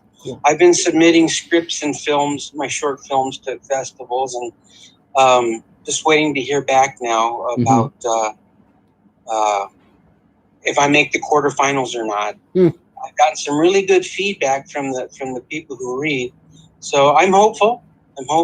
And I hope one day to be able to say I'm an award-winning filmmaker like David Bartlett. Great. Maybe I won't have as many awards as him because he's a lot younger than me. So, but you never know. You never know, huh? Anyway, so other than that, like I said, if you guys need any, how long a short is it? It's gonna be a 30-minute film. Wow. You want to reach out to me if you need an editor. Yeah, I will need some because I want it to look really good. If you want to reach out to me, just reach out to me and we'll talk.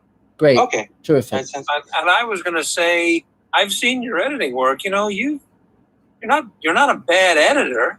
There's a few little technique things you could fix, but hey, but don't hesitate to, give Mark the gig.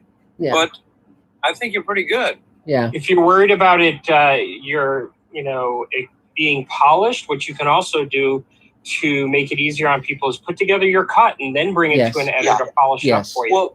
Well, that's what I've been doing. I've been doing my rough cut, my director's cut. Yes. And then I will refine. Yeah. Because, color and sound and all that. Mhm. So cool. And that's what I'm going to need a lot of help on, getting that refinement on the editing. Cool. Well, you'll see Earl just came on the screen. He's a good sound guy too. If you want to talk to somebody about sound. Great. Oh, okay. Cool. That's great. Anything else? I'm sorry, Mike. Go ahead. Got to talk for you, Earl. Here, I just this tasty burrito. So, like I said, if you guys need any help about police stuff, I got all the gear and knowledge and expertise and insight that you'll need for a project. Great. Okay. Other than that, Tell them about your most recent film with Jim. Oh, I did a second film with Jim. It's called Don't Be a Hero. I have Jim as as an old man, a grandfather, and he's taking care of one of his friend's daughters. They died, and so he's taking care of her. And she's old now.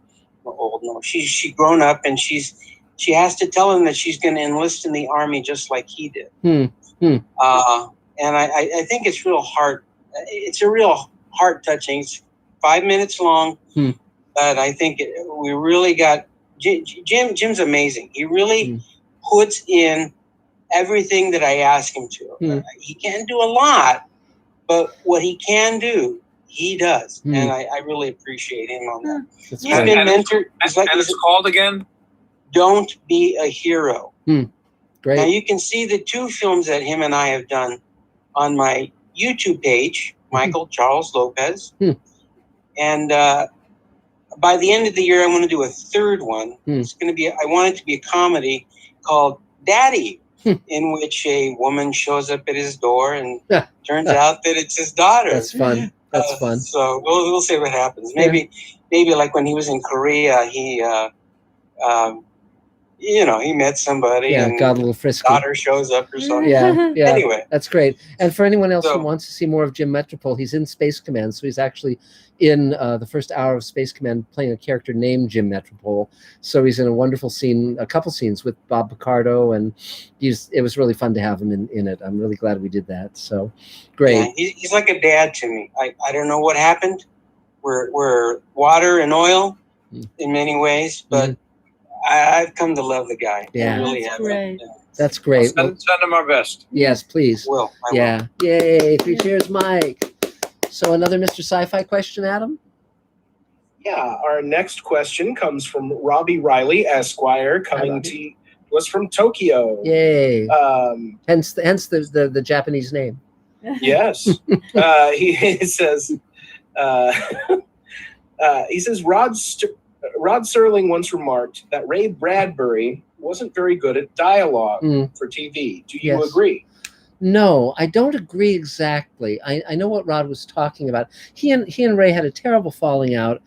They started off as friends. Ray was very instrumental at the beginning of Twilight Zone. 3 of his proteges ended up becoming the major writers on Twilight Zone: Richard Matheson, Charles Beaumont, and George Clayton Johnson. And Ray wrote 1 episode of Twilight Zone. He was supposed to write many. I found 2 of his unmade Twilight Zone scripts in Rod Serling's attic. I've done a Mr. Sci-Fi on how they fell out, how their friendship disintegrated. And so because neither Ray nor Rod ever talked about it publicly, but after I was friends with Ray for quite some time, I said, okay, tell me what happened. And he told me. And so I did a video. It took me half an hour to tell the story. So go on Mr. Sci-Fi and just type in Ray Bradbury or Rod Serling. You'll find it. And I'm really glad that Ray trusted me enough to tell me. And his version of the story is somewhat different from Serling's, but the basics I think are very clear. So, but in terms of dialogue, they were just very different, right? Serling was the better television dramatist. He was a master of the half-hour script form, so he's the better television writer. Ray, of course, was one of the best short story writers of the 20th century. Just a brilliant writer. And so prose was really Ray's form, and scripts were really Rod's. But Ray could also write an extremely good TV script. He was not a slouch, but he wasn't, it wasn't burned into the bone the way it was with Serling. I mean, Serling was the real deal when it came to being a TV writer, and showrunner, of course. So, okay, let me see. Now, Adam, I often forget you, so why don't you have your turn? Yes, I can take my turn. That Great. works. Thank you. Great. So I'm Adam Sartain, for those of you who don't know. I'm an actor, voice actor, and musician, and I also dabble in producing. I can do 75 and more voices, accents, impressions, and yeah, that's who I am. And I have been very busy lately. I also work on Space Command. Yay! So I kind of helped get us started, pave the way, I guess you could say, for James to really take over the Facebook advertising. And also I've been working on fulfillment, getting that taken care of, helping deliver perks electronically. I haven't put on my delivery suit and drove to people's houses yet, but we may get there. Who knows? If enough people complain. But I've also been busy with creative stuff. I just got an email during the table meeting, so I can now announce this. I've been cast in it's going to be a table read electronic performance of a play adaptation of George Orwell's Animal Farm. Wow. So I'll be reading for the characters of Major and Napoleon. Cool. Okay, Cool. That's excellent. Yeah. That's very cool. So that's a lot of fun. Great. Also, yes, I play several different characters in Matthew Corrado's Diamond Dragons. So that'll be fun once we get there. And I've also done narration for a few. You can look up these videos on 1 Minute History. I've done 2 videos so far. One for the Spanish flu. It was about the Spanish flu, and then one about John Adams and Thomas Jefferson. Cool. So yeah, I've done quite a bit of VO, including recently, and it just keeps going. Great. So And yeah, you play the damn tuba. and I play the tuba. Yes. Yeah, I have no time to do another Adam Plays the Tuba. I really need to do. I have a web series called Adam Plays the Tuba, but there's plenty of episodes to choose from. If you want to look that up and check it out. Great. Well, 3 cheers. Yay. So, Adam, is there another Mr. Sci-Fi question? Yes. If I can find it. Let's see. Okay. Robbie Riley, another question from him, says, my neighbor is Miyazaki Hayao. Have you ever seen his early work for TV, like Lupin, Heidi, or post-apocalyptic sci-fi, Conan, etc.? No, I haven't. So anime is something I haven't had a chance to really get into very fully. I as a kid I watched Astro Boy and Gigantor and some of the imports that were coming over from Japan, though at the time I wasn't aware that they were Japanese. But just in modern times, I haven't really had a chance to dig very deep in that. I saw Ghost in the Shell, the original animated one, which I liked very much. Didn't like the Scarlett Johansson, travesty. But no, I haven't, sadly. But there's always the next day. So I'll do my best. So let's see. I'm looking at who. Thane, I guess you're next.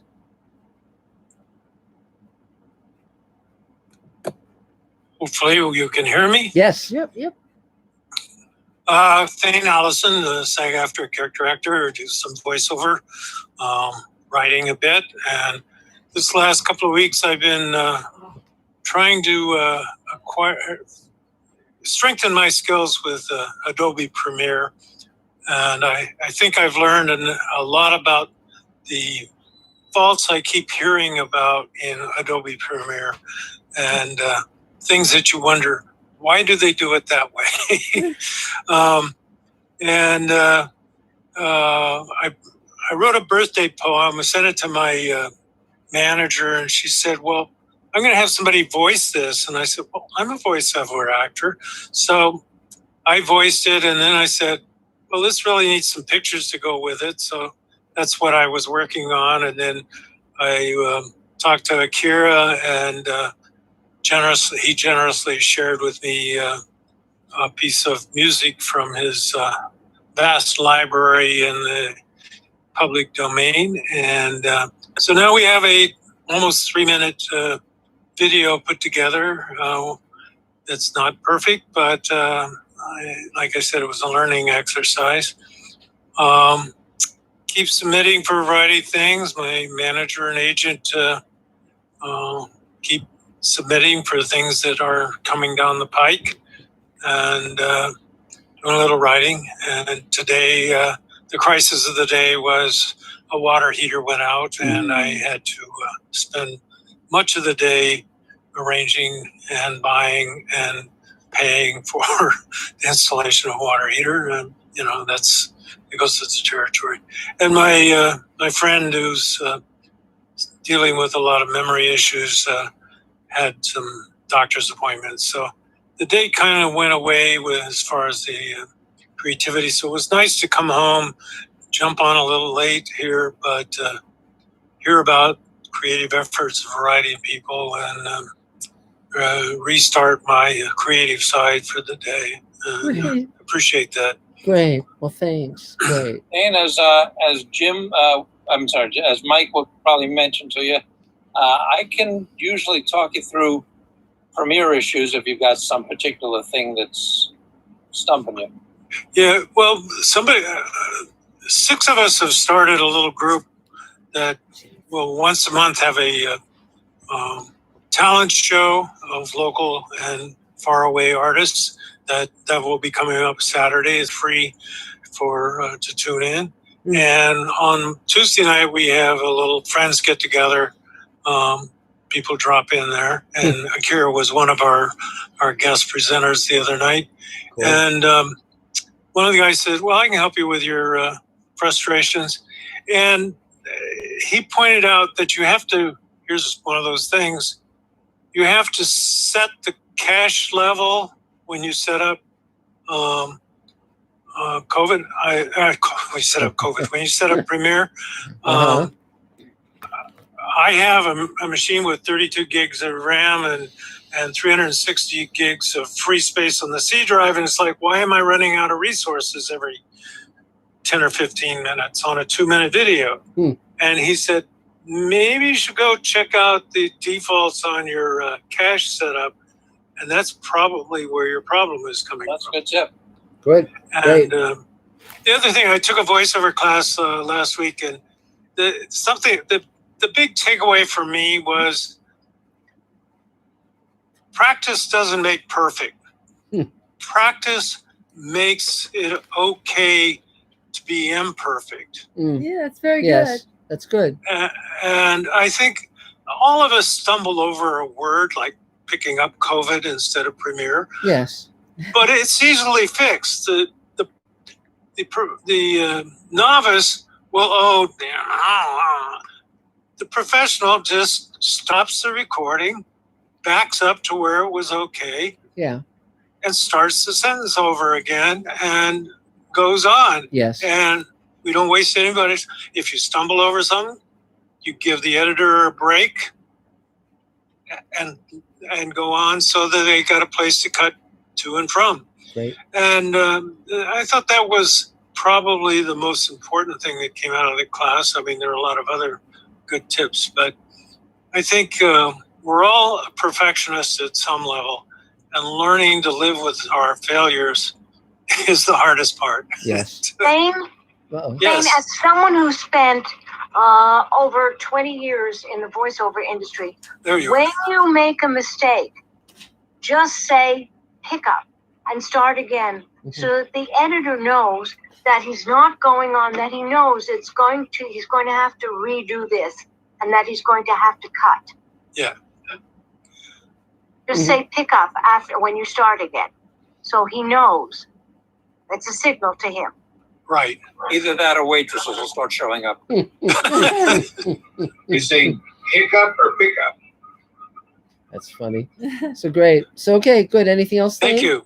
Yay. So another Mr. Sci-Fi question, Adam?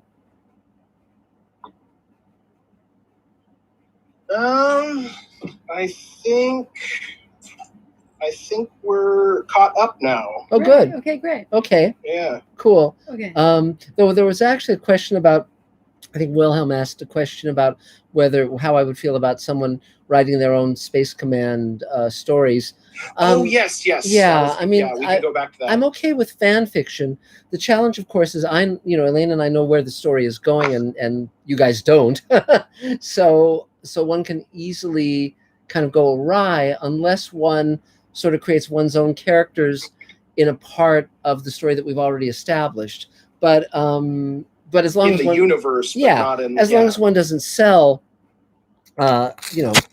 competing Space Command material, I'm okay with fan fiction. But interestingly enough, some people come to me with things that they want to bring aboard Space Command. Like someone actually is doing a photo novel of the pilot, and it's actually gorgeous. And so I'm totally down with that. I mean, we can absolutely work out a way to make that part of what we offer to people as something cool. So that's great. So so let's see. Carol, I guess you're next.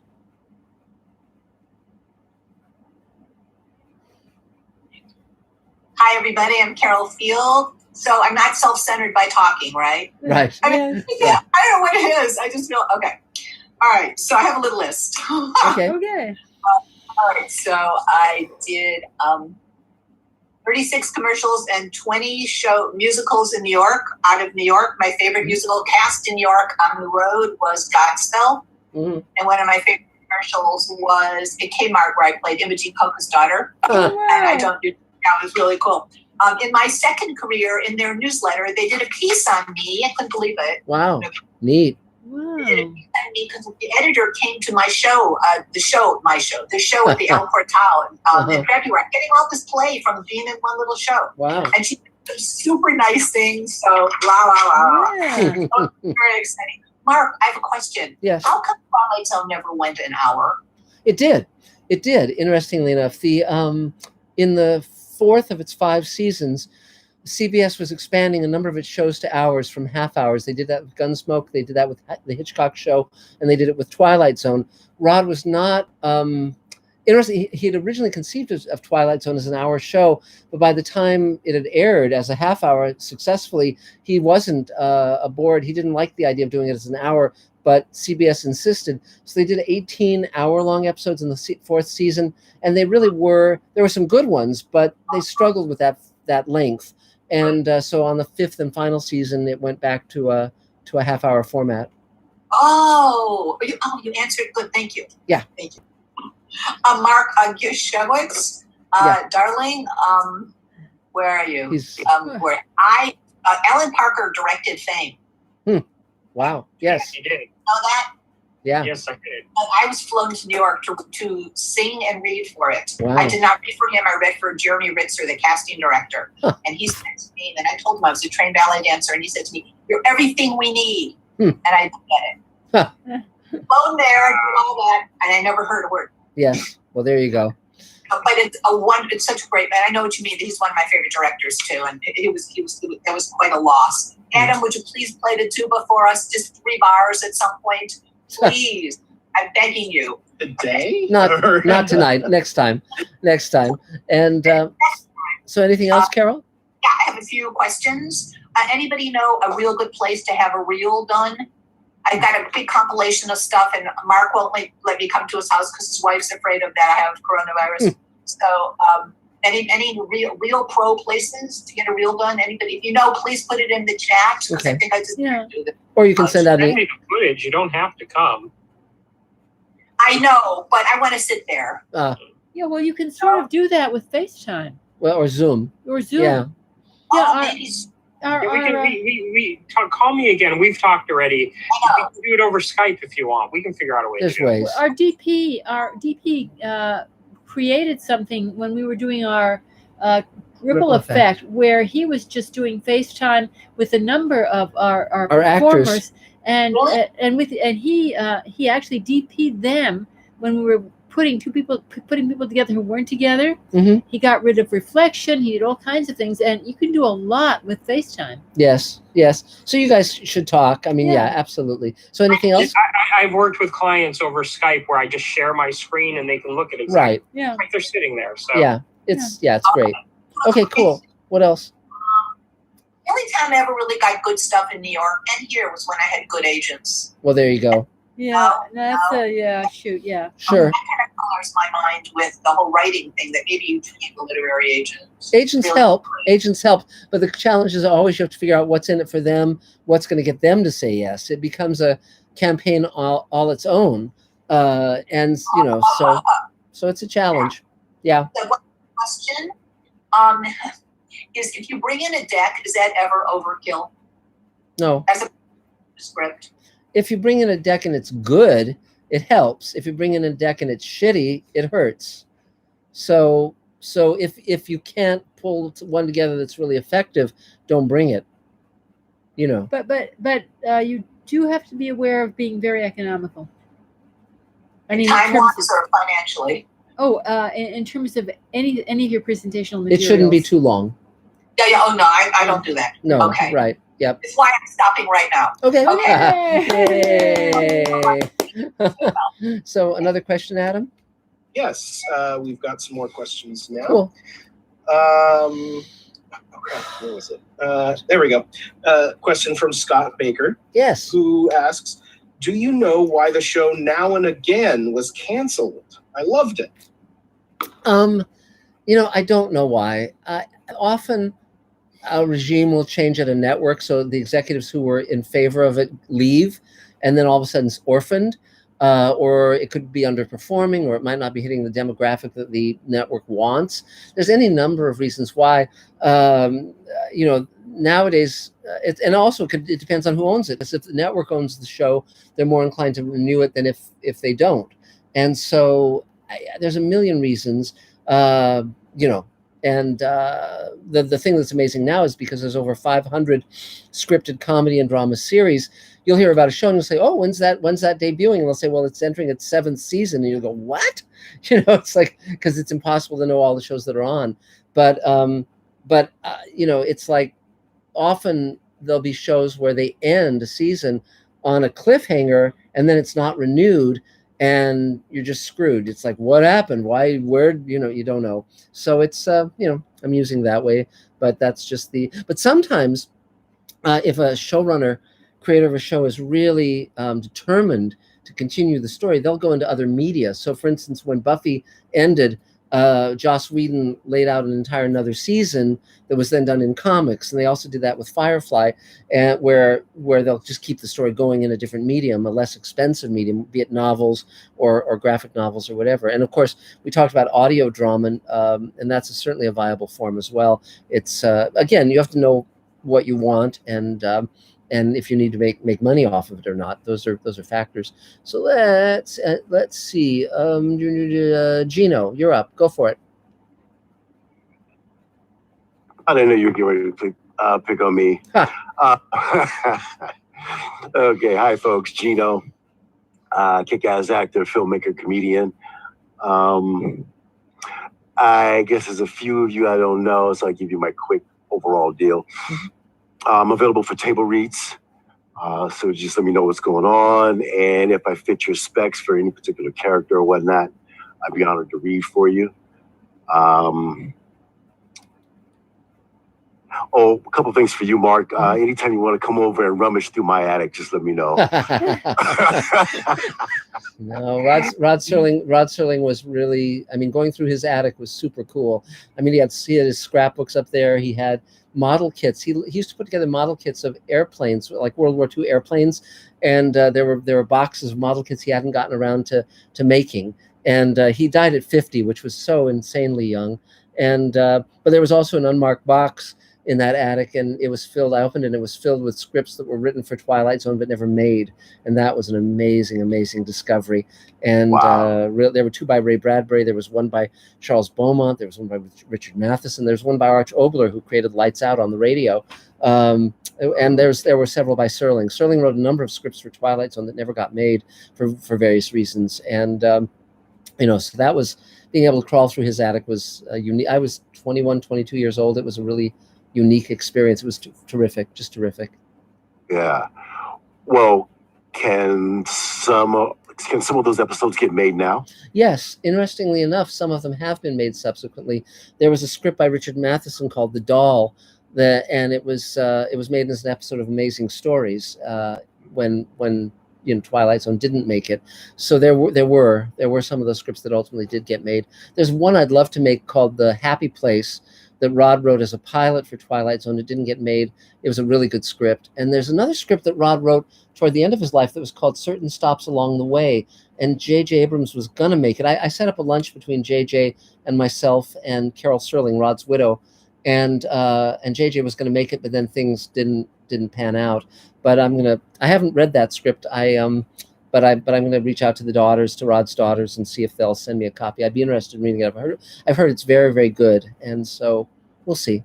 But yeah, it'd be neat to get that stuff made. Yeah.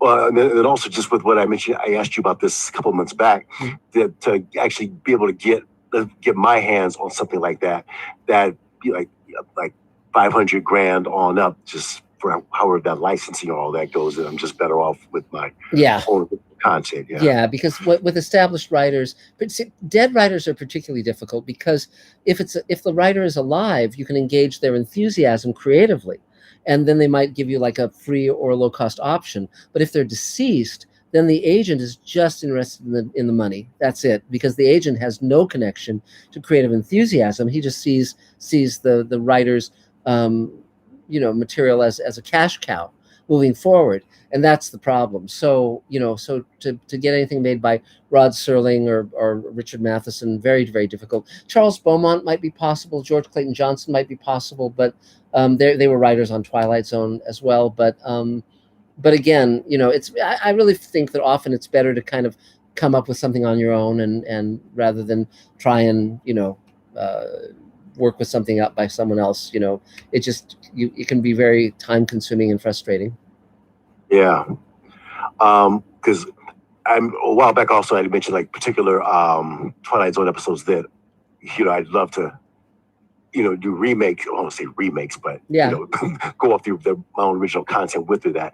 And then as Carol mentioned, when she talked about the hour-long episodes, the 30 Fathom Grave is my favorite on that. Yeah, it's a good one.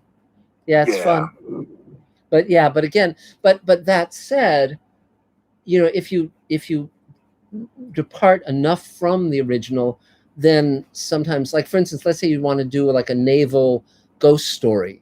Well, as long as it's not the exact same story, you can do it. Or it's interesting, because at one point I wanted to do a sequel to Serve Man, which is a great Twilight Zone episode, and I wanted to do a feature. It was called Just Desserts, and it was and I actually talked to Neil Gaiman about it, and Neil said, you should just do it. You don't have to get the rights, because it was different.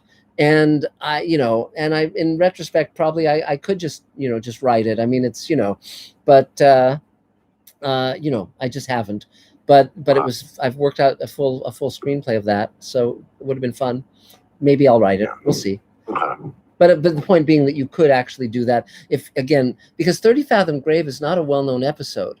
It's not one of the ones that people talk about. So again, if it's different enough, you could do it. Absolutely. It's just that, the shooting something on a battleship or whatever would be rather tricky to pull off. You'd have to have buddies who could get you, those kind of favors, you know. But I'll leave that to you. So what else? What else? Anything else you need? So if you are gonna shoot on a battleship, I do have buddies that can do that. So Wow, sweet. That's Yeah. cool. Oh my God. Anything military, just let me know. Wow. That's access that I have. Wow, that's cool. I'd like to talk to you Stuff about a with, like, submarine. Homeland Security, Special Forces, stuff like that as well. Yeah. Oh, nice. Cool. Cool. Nothing like putting it out there to the community. Thanks a lot, James. Yep. Okay. Cool. Yeah. Anything else? Well, I was just gonna share this with you. As you mentioned that about having connections with access to battleships and whatnot. My dad was a master gunnery sergeant in World War II. Wow. Wow. So that's neat. That's cool. Well, that's yeah. Wow. How is his hearing? How was his hearing? How is his hearing? Elaine's after talking that? because the guns were loud. Yeah. Yeah. All right. Yeah. Yeah. Well, my friend Doug Hayes, who was one of the great directors of the Twilight Zone, he did Eye of the Beholder and Howling Man and After Hours. He was hard of hearing in one ear, and that's because he was in the artillery in World War II, and he didn't ever talk about his time in the war, but that's why he had that hearing problem. So interesting. So great. Anything else, Gino? No, that's it. Thank you. Yay! 3 cheers. So another Mr. Sci-Fi question, Adam. Yes. Our next question. We have another question from Robbie Riley. Great. Who says, Ennio Morricone passed away recently. Ennio Morricone. Yes. Yeah, or however you say Yeah, it. Greg, he was a great composer. Terrific. Who are your favorite film and TV music composers? I love Bernard Herrmann. You know, he wrote music for Twilight Zone and Citizen Kane and Psycho and Taxi Driver and on and on. And Jerry Goldsmith, some of his scores, like the one he did for Planet of the Apes, is terrific. And Aaron Copland, of course, he's great. And I like James Horner. You know, he particularly his score for like things like Field of Dreams. With Morricone, I loved his score for The Mission. Those are some of the ones I like. I mean, every now and then I might hear a Dmitri Tiomkin score that I like, or some of the old guys, Max Steiner with King Kong. That's a great score. It varies, but every now and then Hans Zimmer, but he's variable. I mean, it's but James Horner, Bernard Herrmann, those kind of guys, all the usual suspects basically. I tend to like really odd instrumentation. That's why I like the Field of Dreams score so much. That's why I like Planet of the Apes score. Jerry Goldsmith did a great number of scores for Twilight Zone that were just outstanding. Who were you? Randy. Well, Randy Newman, of course. Randy Newman is I love his songs as well as his scores. Several of the Newmans. Yes. Yeah. But frankly, Really if I have to hear "You've Got a Friend in Me" one more time, I'll kill myself. So Randy, like Randy Newman's Disney work, I really don't need. So, and I also like Little Shop of Horrors. As if we're getting into musicals, I think that's just a brilliant musical. So that's it. So great. So let's see, Earl. I guess you're next. No James Horner scores. Yes. Oh, yeah. Yes. Yeah. No, Field of Dreams. That's Field of Dreams. I don't think I've ever said this on the table, but it came out of his can. Aaron Martin did all the percussion stuff for James Horner. Wow. I was mentored by him. Wow. Aaron took a liking to me because of the sonicness of the drums that I would create in my scores, just the bigness. Wow. Cool. That's great. Well, people don't know James Horner passed in the plane crash. Yeah, it was very sad. Yes. Yeah. Earl F. Smith. I'm a multi-award winning film composer, sound designer, sound editor. Yes. The weeks have been busy. So I'm blessed. I've been working on Mark's film. We spotted the film on Monday, and we went over ideas and his expectations, and so I've begun to plug away since then.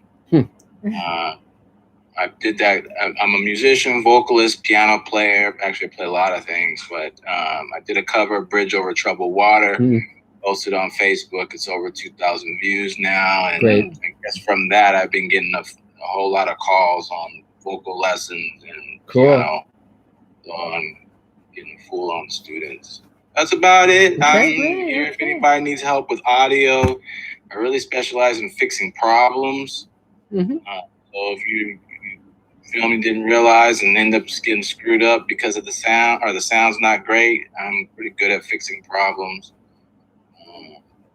Great. Can you change what's coming out of the politicians' mouths nowadays? I've seen quite a few videos where people have done that. Really? Yeah. That looks really good. But this last one that I saw, this last interview, yeah. Ouch. Yes. Well, yeah, but yeah. Okay. So we try and stay away from politics, Elaine. Yeah. So okay. Three cheers. And he was talking about the artistry behind the edit. Yes, Yeah. I'm sure he was. And so, Adam, is there another Mr. Sci-Fi question? Yeah, we've got a question from Scott Baker. Great.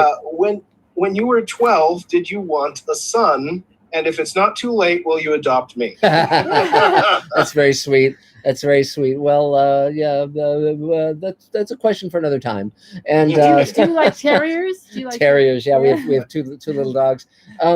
You know, I mean, I really like mentoring people. Of course, my time is limited now, but I mean, you know, in terms of all the projects we're doing, but I mean, I think I mentor people because in my life, I was looking for sort of father figures who could mentor me. And unfortunately, I had Douglas Hayes, I had Ray Bradbury, and sort of wise people who kind of guided me along the way.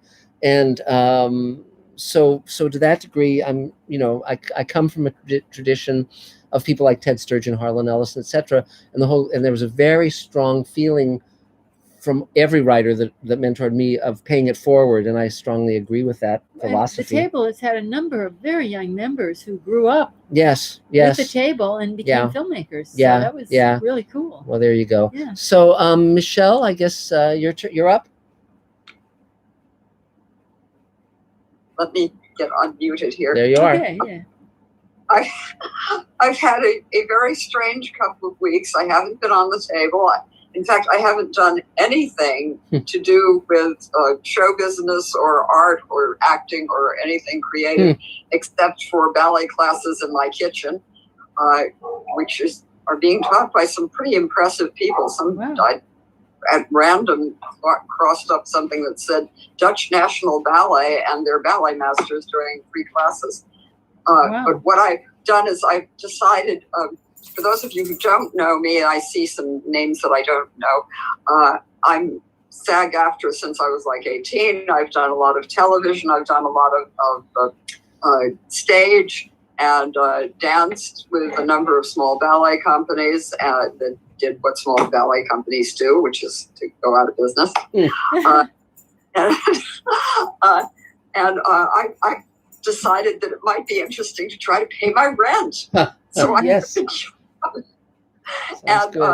I'm completely unsuited to sitting at a desk and doing the normal things one does in a straight job, I got a job designing closets for a company called Closets by Design. Wow. And I find that it is very interesting because I looked up their website and they had 4 or 5 people on there who had been with the company for a long time. And they said things that sounded really interesting to me.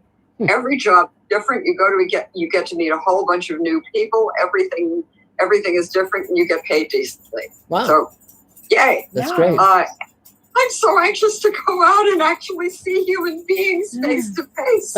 It's just a privilege. It's just a delight. And as of yesterday, I actually sold my first closets. It was supposed to be 1, and I sold 2 to the people because I saw that they really needed a second one done. And so this is, a good thing. My landlord will be really happy, and I won't be, wondering how loud the wolf is baying at the door. However, I haven't done anything whatsoever about getting a new agent or manager or anything. I've literally backburnered it so that I can get this thing rolling. And once I feel a little more secure in that, I will be able to get back to doing what I am supposed to be doing, which is acting and things. And just, Elaine, did you get the information that I sent you? I did. I followed up. Okay. We'll see what happens. Thank you. Great. All right. Cool. Just Thanks wanted- very much. Okay. And other than that, I'm going to be a profit-making organization, as they say. Cool. Cool. Well, 3 cheers. Yay. So, Adam, is there another Mr. Sci-Fi? Sorry. Before I got out of this, Yes. I am available for table reads, things that happen in the evening. Still up for stuff like that. So if you Great. need somebody to read, please call me. Cool. Great. Thank you, Michelle. Yay. So, another Mr. Sci-Fi question, Adam? Sure. We have another question from Robbie Riley. Okay. Who's have you ever worked with John Saxon, who starred in Ray Bradbury theater episode The Wonderful Death of Dudley Stone? No, sadly, he's one of the ones. I mean, I of course grew up watching John Saxon. I certainly admired him, but I didn't get a chance to work with him. Fortunately, I've worked with many of my heroes, George Takei and Nichelle Nichols, and on and on. I mean, Robert Foxworth. A lot of people don't know that we wrote for Robert Foxworth on Lazarus Man. We wrote a great guest role for him, and Glyn Turman. We wrote for him on Lazarus Man. Also, he was terrific. So yeah, they did a wonderful job. Yeah, and now we're reaching out to Eva Marie Saint for a role in Sweet Haven. She's 96, so hopefully we can get her. And David, remember to reach out to her. Remember to do that. Don't delay. 96. Ding ding ding ding ding ding ding. Okay, so and I have not forgotten. Yeah, but yeah, we'll talk off. We'll talk. So yeah, but okay, so let's see. I guess Nina, did you not have a turn? I think it's your turn. Yeah, go for it. I know you're eating. Sorry about that. So, guys, Space Command is really fun. It's a great show. All right, go for it. And okay. Yeah. Ready? Go for it, Nina. I thought we were all your children, Mark. Yes. I muted myself again. Okay. So, I'm sorry. That's fine. I was starving. I couldn't do it anymore. Okay. First of all, you guys helped me so much 2 weeks ago with just kicking me in the pants and saying, snap out of it and, and get on with it. So, it really helped a lot. Just took the top of my head off and stopped and started thinking and using my brain again and my soul. Great. So voiceover class was great. Learned a lot about myself and other people and where I stand in the process, which when you haven't worked for a while, where you stand here versus where you stand in reality become very disassociated. And as a result, you either have this blown up version of what you could be or this decimated version of who you think you are. And it can really undermine yourself. So I was really grateful for that. Cool. Also, the young woman, the young woman who's doing the audio dramas, Yes. she really gave me some great ideas. I write erotica. Oh. Stop. Of course, I'm going to say. So anyway, and then I have a question. Are people still doing sizzle reels, you guys? Yes. Well, my brain, this could be totally crazy. But the young man, Brian, who does animation, who just joined, maybe we could cut some costs with sizzle reels if we used animation sizzle reels. The challenge, just a thought. Yeah, the challenge with that is that people, if it was animated, people might assume that the project is an animated project. So you have to make sure that the way you're presenting it, people don't go to the wrong conclusions. Got it. And so, so that's the challenge with it. But it's not impossible. It's just, something to be mindful about. It's just a jump. Yeah. Okay, rather than keeping it in the same venue, it would be a jump for understanding. Yeah, assume that the buyers have absolutely no imagination and no ability to extrapolate. Okay? You have to be super, super, super clear and super, super, super literate. Literal. My sister. Yeah. Okay. Yeah. Okay. And what you said really helped a lot too, putting the money sign in the star sign. Yes. Because I'm a very fragmented person. I have a hard time, I'm very ADD. So that really helped me. I appreciate that. And the idea of what you said, something just, I'm just saying shout outs and thank yous, by the way, today. Great. I have a lot to offer. I could do a lot of things, so I don't know what to say. I'm an actor and I'm a singer and I do voiceover. because of what you guys did last week and the week before, and all of you guys, because you're very, very enervating, all of you. I got my trumpet out. I repaired my trumpet myself. Great. This week, which was amazing. Okay, with YouTube, and started looking for karaoke programming. Great. So that I don't have to worry about accompanying myself or finding a pianist where I don't live, where I don't know anybody. And thinking of, thanks to, Elaine really made me start thinking less linearly. So to think about maybe a podcast or an audio drama or something to perform and enjoy my time and use my creativity again. And then your idea of saying, when you said this, everybody has a camera in their pocket. I'm writing a short film about a woman closing up a house after her parents both died. And it could go either way. It could go really,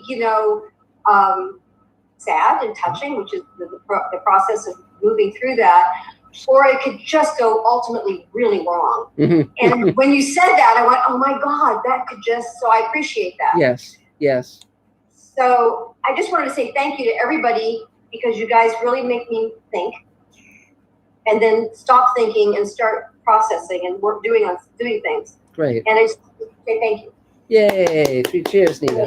Yeah, great. How well do you read? Do you read for your trumpet? Are you able to read? Oh, yeah. Oh, cool. I've been reading music since I was like 4. Great. Okay, I'm going to send you an email. Yeah, good. Cool. That's fun. That's fun. I've got a studio, by the way. Oh, my husband's a composer. I sing, write music. It's like I've got a studio at my access. Well, that's great. That's great. It helps anybody. Okay. Cool. That's great. And again, a big part of becoming a creative person is there's sort of like a tuning fork within us. And as we get attuned to what thrills us, what moves us, what excites us creatively, so our job as artists is to get more and more, to hear that tuning fork more and more that's within us. So and trust it, because if we're entertained, if we're thrilled, if we're excited by the artwork we're creating, it doesn't guarantee it'll be good, but it helps.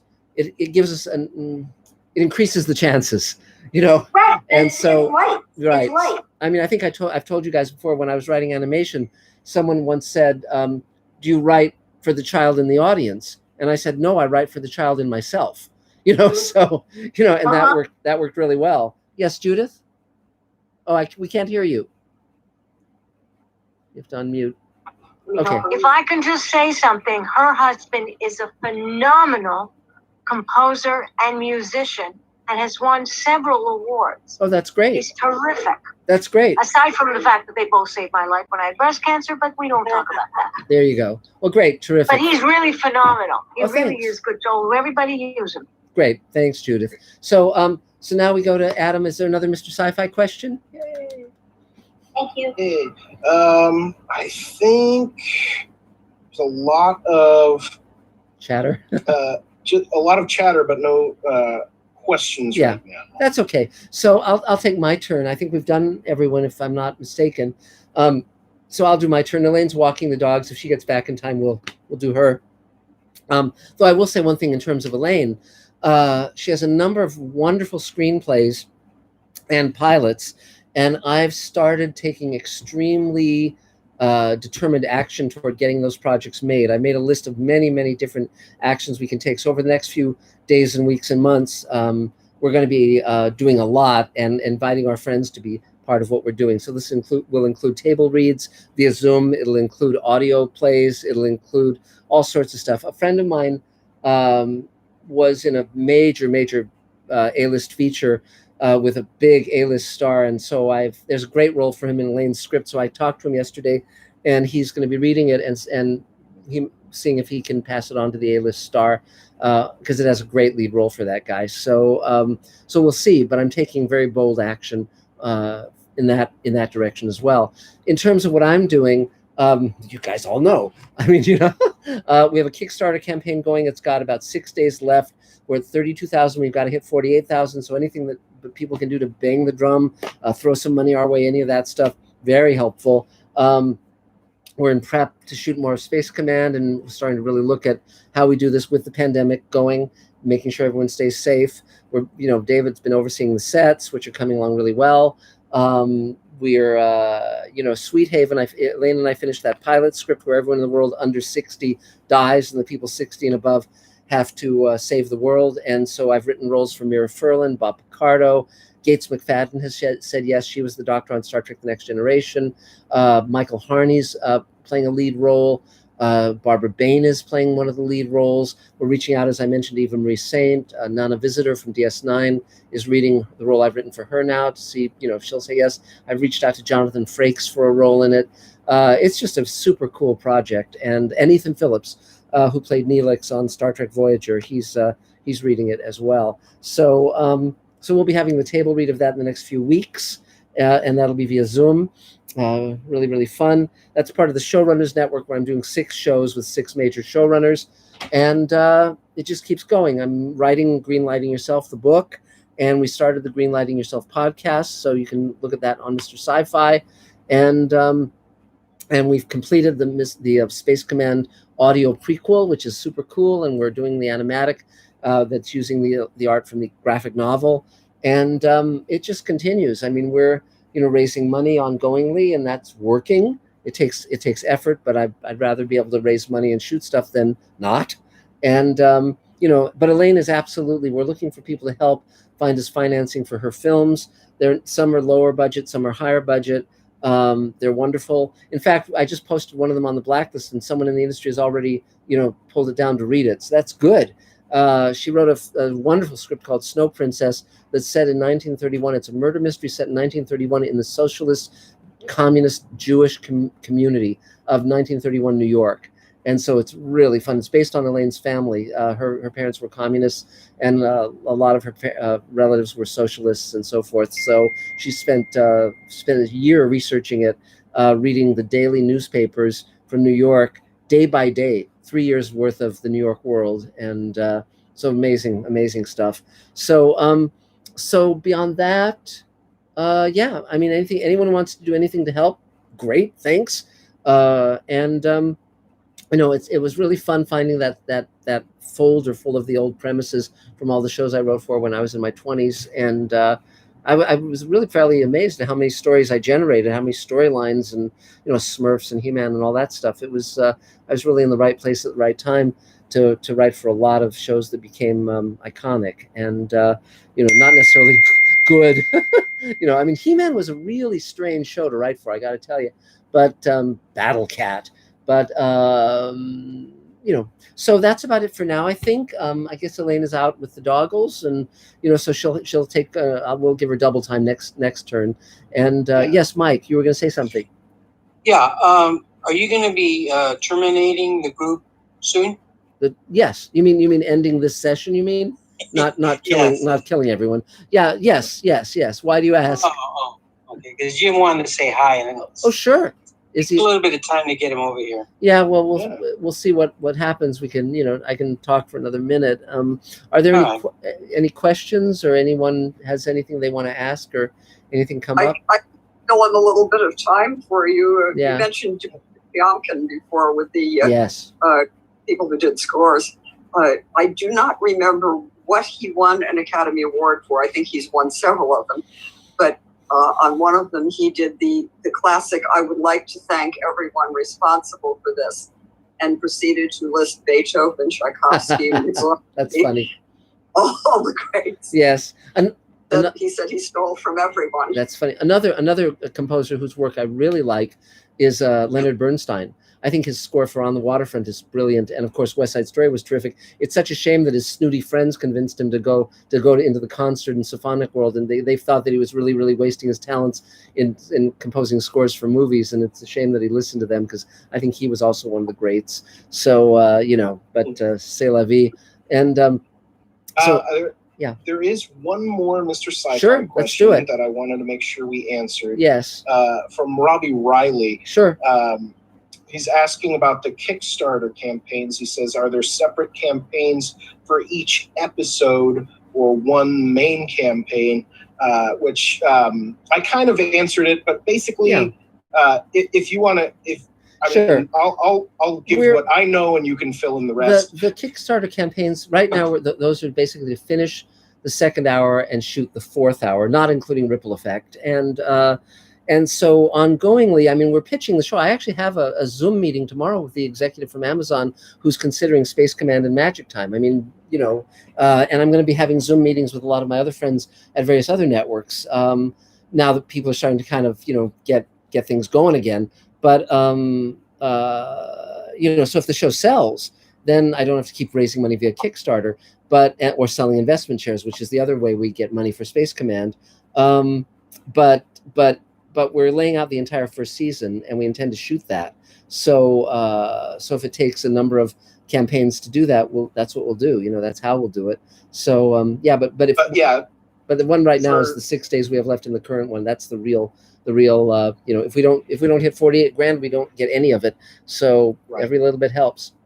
Our last campaign was to film all of episode 4, I believe it is, which is the second half of Forgiveness. Of Forgiveness. Yes. We did not make enough to film all of episode 4. But we got enough to keep us going. to get to start. Yes. So this one we're on right now is to raise the rest of the money to shoot episode 4.